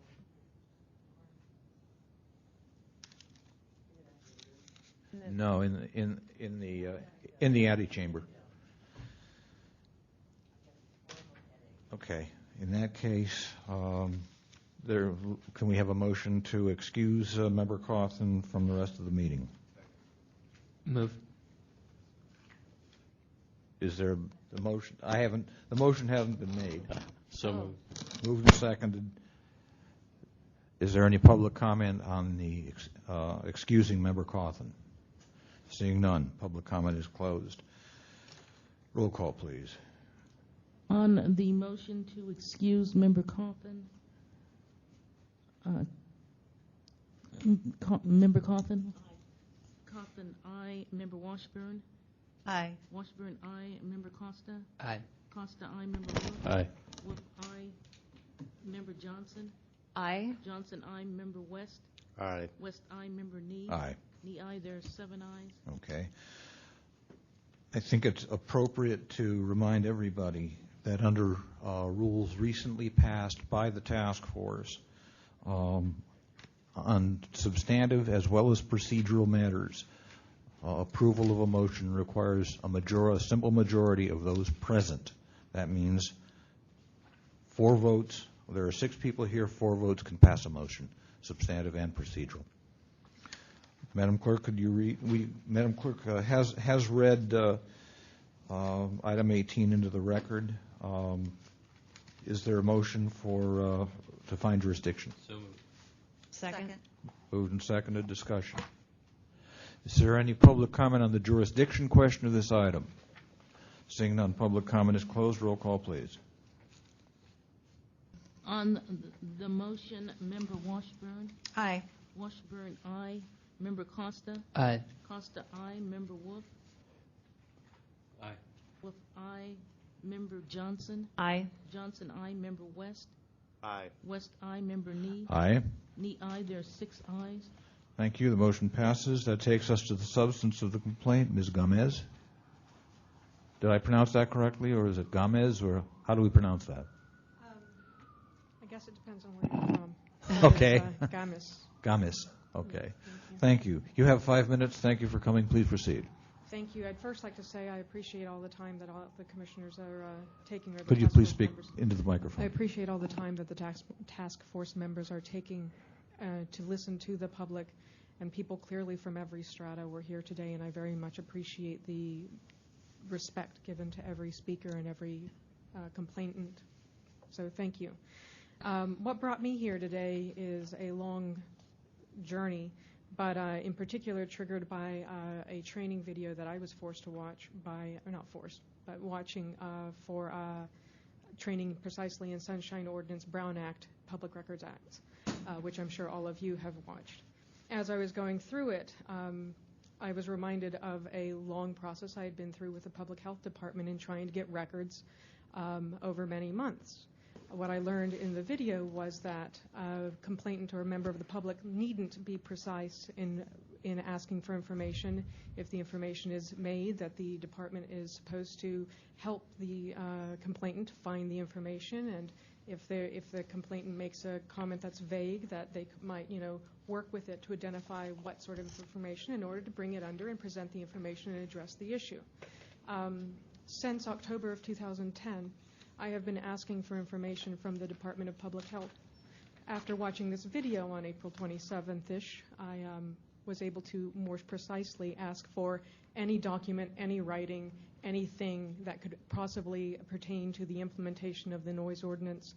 I also observed during this video that policy bodies are supposed to have open meetings, and while I was watching the video online, I opened up the noise task force website and proceeded to diagnose a violation of every point.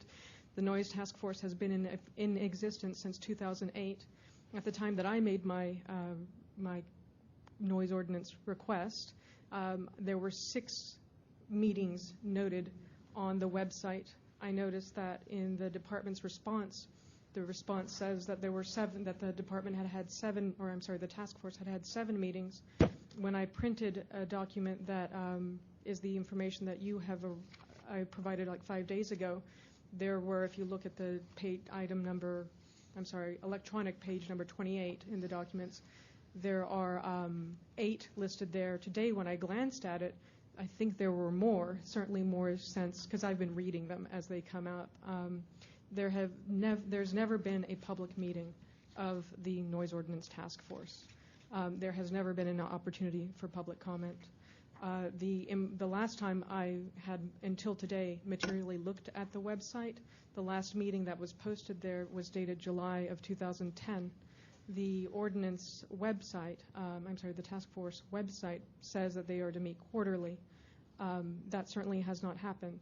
There has not been any sort of public notice or invitation to the public to attend. That certainly could not have happened if those meetings were not even on the website until very recently. Further to the point regarding the records request that I made, as I said initially, I was unaware of the technicalities of the noise ordinance when I began this process.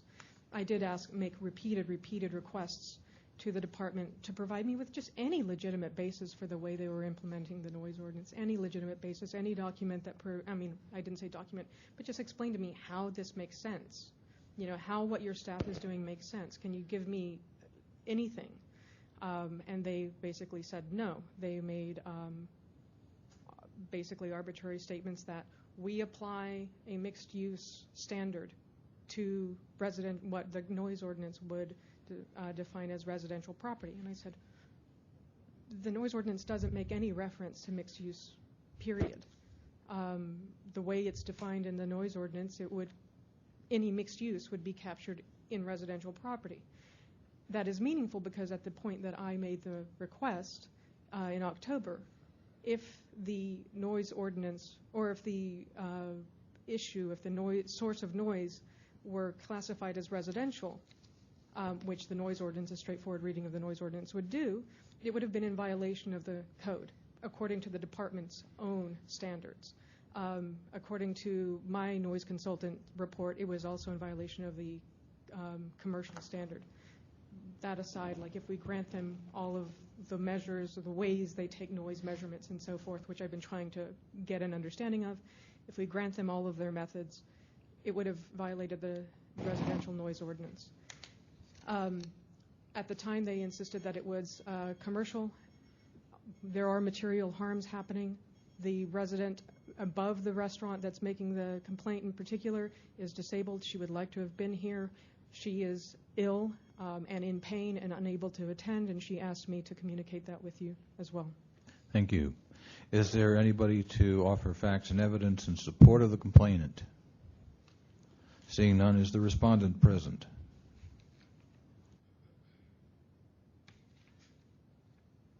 Thank you for coming, sir. You have 5 minutes. You're welcome. Good evening, members. I think the best way to respond is to try to break it up. Please identify yourself. Oh, Tom Rivard, Department of Public Health. Very good. Thank you. Thanks for reminding me. Maybe the best way I can address the issue is to break it up into 2 pieces. The piece that has to do with the public documents, and then the piece that has to do with the noise task force. And I'd like to start with the public document side of it. We've been interacting with Ms. Gamez and with her neighbors since October around the issue of noise, the noise ordinance, the description, understanding of what the noise ordinance means. I personally have had telephone calls with her. Our director has had telephone calls with her and tried to explain the way we understand the ordinance. We have provided, as a result of these communications and the sort of the tension and the consternation that is associated with them, we've developed a restaurant noise guideline document to a large extent in direct response to Ms. Gomez's concerns. Quite frankly, a lot of the issues that she's brought forward have been very valuable and essentially free legal guidance for the Department of Public Health. She has found areas of the law that are maybe not clear, and those areas that are not clear, we benefit from by making them clearer. So, to some extent, aside from all the stress associated with the interactions, we need to be grateful for the help and insight that she's provided. That having been said, I think, not only verbally but in writing, we have tried to answer her questions. We have our interpretations of what the law says and the way we read the law, and she has hers.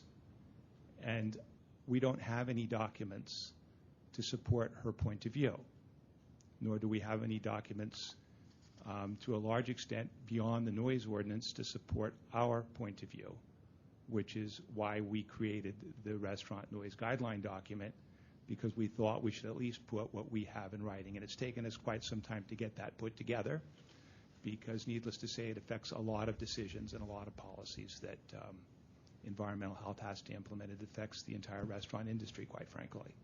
And so we need to be balanced, and it takes time, and we need to be reasonable in the way we do that. So if there's an issue about a specific document or a specific analysis or a specific point of view that we might have, or understanding of the law that we might have, we'd certainly be willing to make an effort to try to answer that. But we do clearly have a different interpretation of the law, and I don't know whether this is the forum in which to try to resolve that. On the issue of the noise task force, I think on a personal level, I'm really disappointed that we didn't know from the very beginning that we had a duty to treat it as a policy body. I thought it was a task force that was a group of city employees brought together strictly for the purposes of trying to understand where we could improve the acoustical environment in San Francisco, and where the ordinance needed some minor improvement. It's a very new ordinance. It's only 3 years old. It's replete, or let's say, it's not perfect, and we knew it wasn't perfect when we drafted it. And we knew we would have issues that would come forward, and in fact, Ms. Gamez has brought some of those to our attention. So the long and short of it is, I think that the Noise Task Force, I think that San Francisco as a whole would have benefited a lot by having a much more enthusiastic and aggressive public involvement. But at the time, our best knowledge was that, we were not a policy body. We were a group of city employees trying to understand how we could work together better and more effectively to make the acoustical environment better. And, it appears, based upon our further investigation, that we were a little bit more important than we thought we were, I think is what it really boils down to. I think we underestimated and understated our importance. Thank you. Is there anybody to present facts and evidence in support of the respondent? Seeing none, the matter is with the task force. Would you like me to sit down? Member Washburn. Yes, it's right in the front row, just so we can get to you if we need to. Member Washburn. I guess this is just my impression from listening to the complainant and the respondent. It seems to me that we have some very well-intentioned individuals and city employees who are learning on the fly, and so I think we can be of help here to outline just what it is everyone needs to do to get up to speed. And so I think this matter probably will end up going to the EOT, but I think tonight we can help give some guidance. Member Johnson, Member Wolf. To the task force, it's my understanding that a policy body does not include a committee of entirely in-city employees. Under 67.3.6. 736, you said? No, 3. 67.3.3. Yeah, sorry, I'm very tired. I'm very sorry. It's 67.3. 5 and 6. Yeah. Policy body shall not include a committee which consists solely of employees of the city and county of San Francisco, unless it was established by charter, ordinance, or resolution of the Board of Supervisors. Unless you have, but this was by the. Huh? Is it established by the ordinance? Well, no, this was established by another policy body. Okay. No? Wait a The minute. section you're referring to here, just for clarification, is 67.3D for David 6. It was created by the Department of Public Health. But it was directed by Section 2918 of the San Francisco Police Code. So that counts as being part of Yes, the. unless such committee was established by charter or by ordinance or resolution. Okay. And the Board of ordinance was. Supervisors. Okay. I thought there might be something that I was missing in there, but okay. Okay. Member Wolf. So my concern is, Mr. Rivard, with regards to the task force and any of its actions that is taken, kind of have to be considered void, because you are a policy body, you've created policy as that body, you did not afford the public an opportunity to have input on any of the work that was done, or any notice of expression that this was going to be implemented. And that, there's not, I mean, it's not for us to be able to, I mean, we'll make a determination, I'm not sure what that will be, but we'll make a determination. The enforcement of that will have to come from somewhere else. But it's very concerning, because if it's been in existence since 2008, as Ms. Gamez has intimated, then it could go all the way back. It could be retroactive. So, then let me just ask you, when you have your meetings, can you tell me how they're noticed, and who they're noticed to, and where you noticed? Where do you post those notices? The meetings they're organized by email to the members of the task force. And where do you meet? We meet at a variety of places, but most often in 278 in this building. And the committee in one of the meeting rooms, okay, on the second floor. Yes. Okay. All right, I need a little time to think about some other items, but I'll let other members kind of chime in here. Other members? I have a question Member about Johnson. the scope of how huge the document requests were? What I understand that you said there are not a lot of documents, but Ms. Gamez, maybe you could give us just a brief description of the kind of documents you've requested?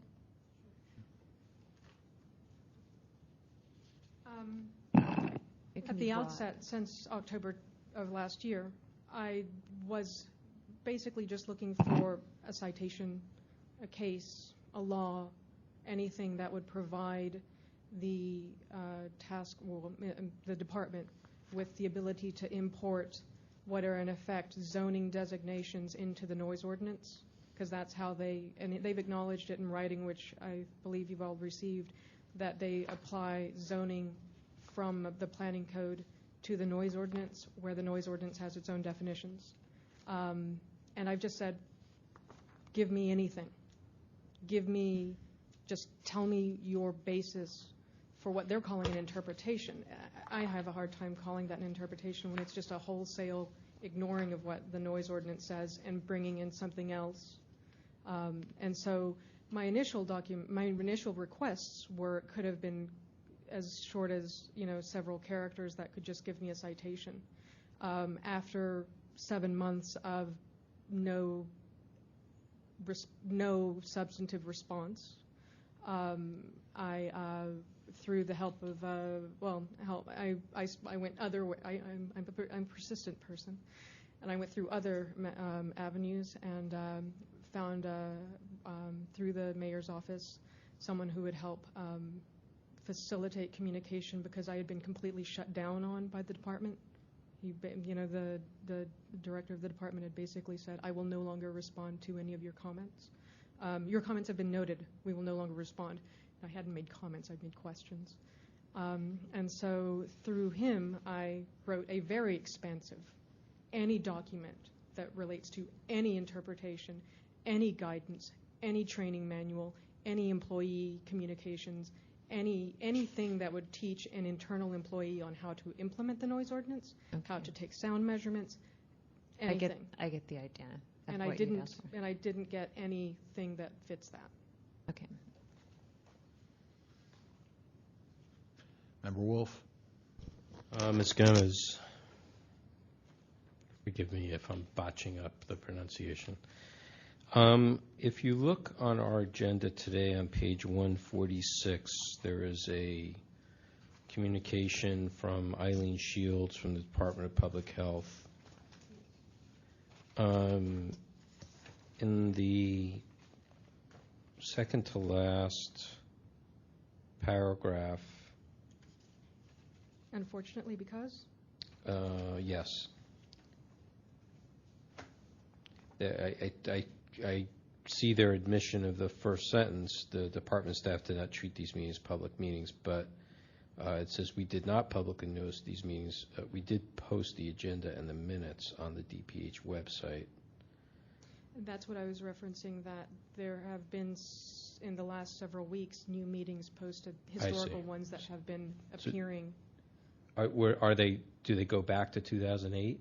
Yes, and I haven't, I literally just realized today as I was cramming for this materially, I started looking at the agendas and realizing, wait, this is brand new, because 5 weeks ago I read it all and I was finding brand new information. So there's brand new information coming in. All right, thank you. Members, I just want you to note the last sentence of that paragraph. I'll read it. The department acknowledges its failure, under the requirements, and will re-educate staff managing board sanctioned group processes to uphold the intent and requirements of the Sunshine Act. There's an admission of violation.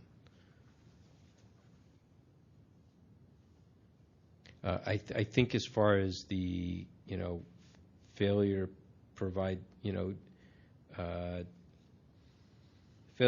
documents, the problem I have with the failure to provide documents is that they keep reiterating, and as Mr. Rivard had testified here today, that they don't have any documents that led up to the creation of the noise ordinance, but that the noise ordinance itself is explanatory enough to provide you with the information that you might need, in their opinion.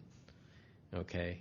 I understand where you're coming from, that lots of times environmental impact reports are done for certain things. If zoning was used, was the planning department involved in any of this?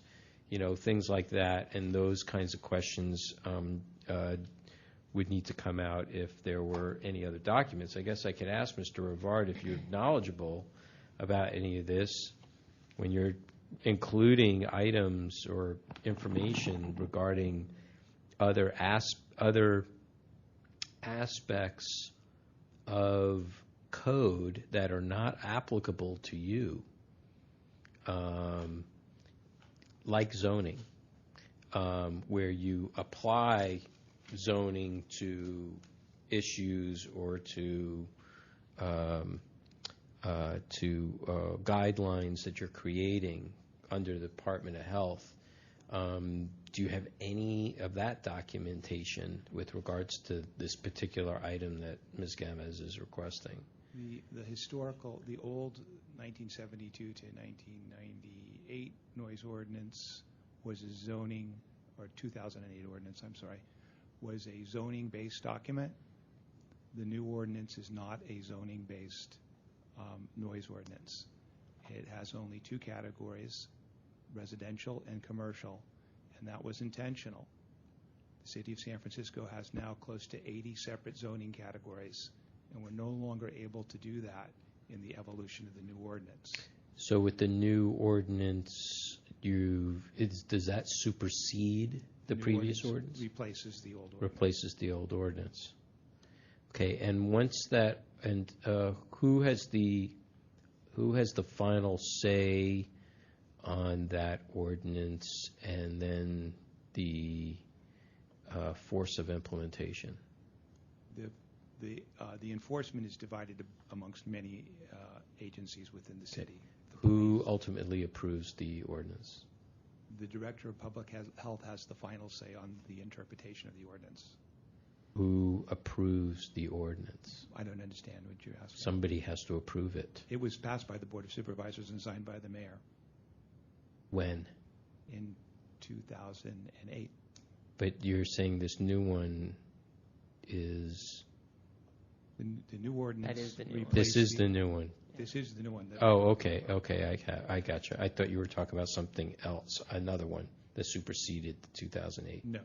Okay, so 2008, right now, there's no more zoning aspects as of 2008. Zoning has been eliminated. It has been discussed at the Noise Task Force as a possible new insertion, but it's been rejected by the planners that participate in the task force because they don't think that it's effective. Okay, thank you. But we're getting into a lot of... I got you. Ms. Gamez, is your complaint based upon what has transpired since 2008, or is what's transpired currently? Since October. Since 2008. Yeah. Okay. May I add that this is the first time I've heard Mr. Rivard acknowledge that there are only two standards in the noise ordinance, residential and commercial. Previously, he has insisted that there was not, we've had one telephone conversation that I recall, but previously he insisted that there's a mixed use standard that they use.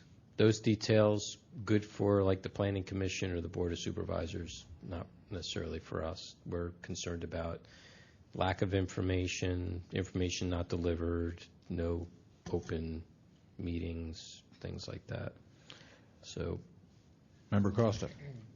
But sort of to that point, I'm wondering if what Ms. Gamez was looking for, and you can tell me if this is correct, but you're sort of looking for some kind of justification of the interpretation of sort of decisions about how the ordinance is being interpreted. Correct, particularly in light of the actual legislative history, which is that the new ordinance rejects an import of application of zoning as a basis, and that was in the legislative history and the policy that I've read expressly rejected.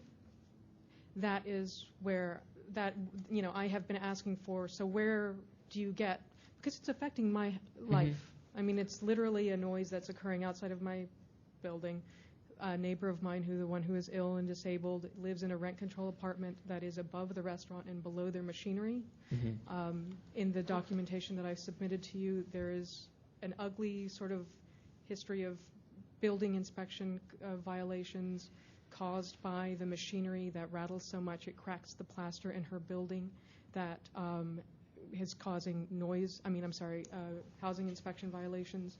All of this could have been, I think, avoided altogether. We have someone who is disabled and who lives in a rent-control apartment, does not have the ability to get up and move to a new place. Thanks. Mr. Rivard, so is the interpretation that you're currently sort of operating under, is this sort of something that has been developed through the course of the meetings of the task force over the past few years? The interpretations are a product of the legislative history. Okay, they are based upon the meetings that were had in the drafting process, the discussions with Supervisor Amiano's staff, with discussions with the planning department, a variety of. When you craft a document, there are words that are put on a piece of paper. Those words are oftentimes not perfect, and in many cases subject to interpretation. Thanks. That answers my question. So I guess where I'm going with this is that there should be minutes to point to, and that seems like it would have been minutes for what? Of meetings. It sounds like there were many meetings that discussed small meetings between one or two staff members are not at a policy level. They're not open. How many members are on the task force? The task force doesn't as that. I'm talking about pre-2008. Okay. A task force did not form the new noise control ordinance. The ordinance was drafted by a group of city employees and provided Supervisor Amiano, who held public hearings about it through the Board of Supervisors.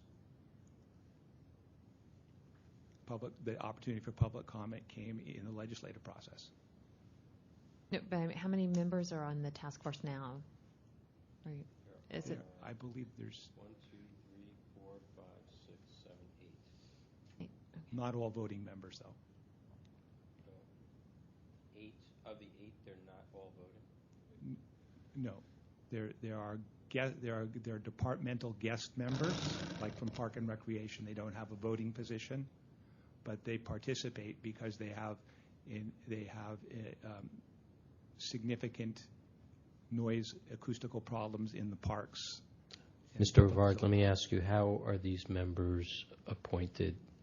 How did they come together? Each departmental head put up a volunteer, quite frankly. That's how they came together. I mean, we contacted the various departments. Some sent someone, others did not. So, for example, animal control never sent its member. Right. It was a very loosely structured noise task force, and quite frankly, it was, we didn't understand it as a policy body. Now that was a mistake because it was formed by legislation of the Board of Supervisors, a mistake we acknowledge. But I think our behavior reflects what our true understanding was.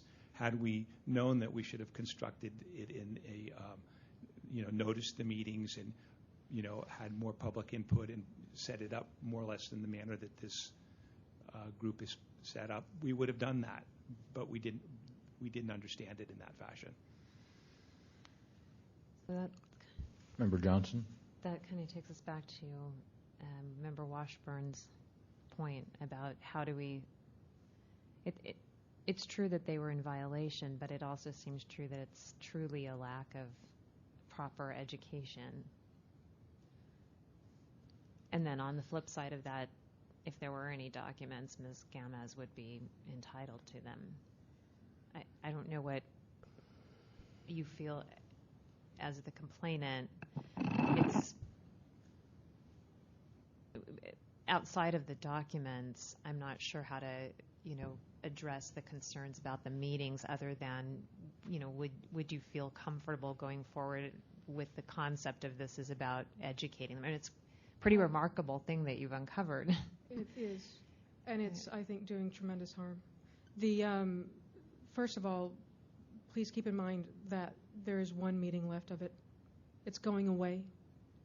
And so it will have developed all of its recommendations behind closed doors with no opportunity for the public ever to have commented on it. There will be a single opportunity for me to go and tell them what I have been struggling with for months, and then they will sunset, and there will have been no opportunity. I will further add that if there had been opportunity, I would have brought up that the recommendations, the restaurant procedures, by the way, document that he's just described, was circulated in one of those newly posted meetings in April, which I wasn't given information about. I've been complaining since October, so I think a meeting that happened in April I would have very eagerly attended. And the document that they released after the Sunshine Ordinance request was made, they released it on June 20th. It was available back in April for me to see. I would have early on made the comment that, reading from the legislation that created the Sunshine Ordinance Task Force, it shall be the goal of the noise task force described in this article to determine if there are additional adverse avoidable noise sources not covered in this statute that warrant regulation, and to report to the Board of Supervisors and recommend amendments over the next 3 years. First, that's the first sentence, and it says to look for additional adverse avoidable noise sources. That's part one of its duty.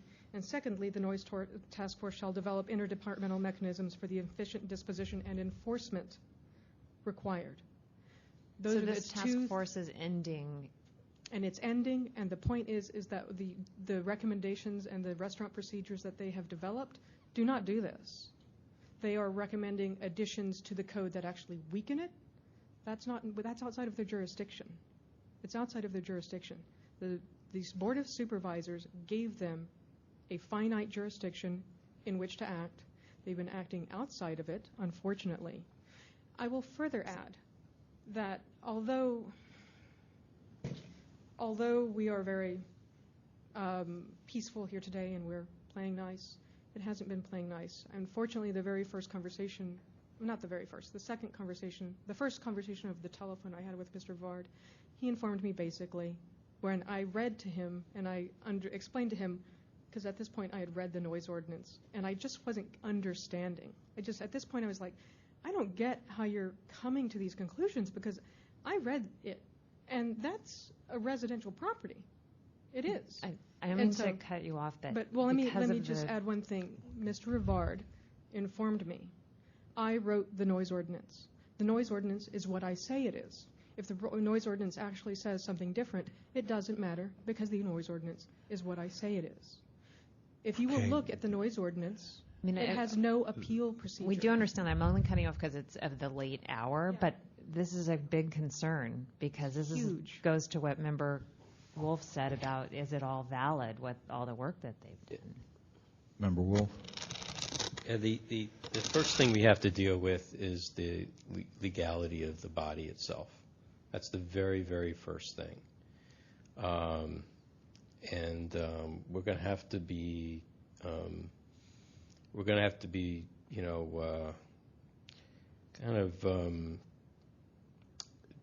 kind of systematic in that kind of way and functional to try and see to make sure that everybody understands how it all works. I'm not quite sure how to do it. I mean, I'm sure there are probably 2 or 3 different ways of going about it. I don't know if we want to tackle this right here and now. I mean, this is wow, what a way to end the meeting, I got to tell you. Well, I just if I can just exit, the chair will recommend at this point that due to the lateness of the hour, we continue this item. I would cut it off here, take public comment, cut it off, and continue this item and all the rest of the items on the agenda. Member Johnson. In continuing it, I feel that there is more involved than just the sunshine ordinance? Is there some way that we can request the presence of whoever is legally? We're going to need a city attorney. We need. This is one thing we do need a city attorney for, because someone that the sunshine, or we can expose that this was supposed to be sunshine but we can't declare it void. So someone needs to be involved, another entity in some way, or a person who can. Yeah, I don't even know if that's Jerry though. 3. No, the only thing I would say is this will have a rolling effect. This will have an effect. So the results of finding this out. So the thing is to be able to. Let me ask you, Mr. Avard, when is the task force set to sunset? I believe it's November. November. Okay. Their next meeting is September 15th. Okay. So, all right. Well, yeah. I mean, there are going to have to be. We are going to have to notify some folks about this. The key about this is we have a policy body that's running rogue. That's really the issue. I'm not characterizing it by judgment. I'm characterizing it by just the way the law reads. So, its actions and any of its decisions that are definitive that other bodies or itself have put into place or other bodies might consider might have an effect. Could I'd just like to make one comment with respect to the restaurant noise guidelines, that those guidelines are independent of the noise task force. They are not a product of the noise task force. They are internal Department of Public Health document. And so, I mean, I think that part should be separated out. Not for us to determine. Right. At this point, that's going to be for somebody above our pay grade to determine. Okay. At this time, is there any public comment on this item? Seeing none, public comment is closed. This matter is continued. It is at 10:47 p.m. Your question, please? So does that mean in a next meeting that I will have then my 3 minutes, or, I mean, I'm not sure. I've seen people come up twice and give formal statements twice, and so that will occur? Yes. Okay. The next meeting is July 26th. Thank you. And without objection, all succeeding items 20 through 29 are continued to our next meeting. To adjourn. Motion to adjourn. Thank you all for attending.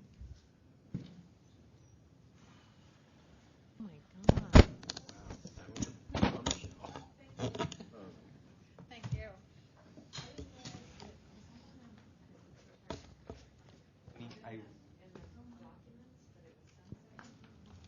I didn't see that. I didn't notice that. Yeah, this was new. I mean, I read that through, but I didn't quite get the thrust. Thank you again. Sure. This is the first time I've gotten a hearing. And there are people suffering. Well, all we can say is if it isn't people like you, doing the research, we would be.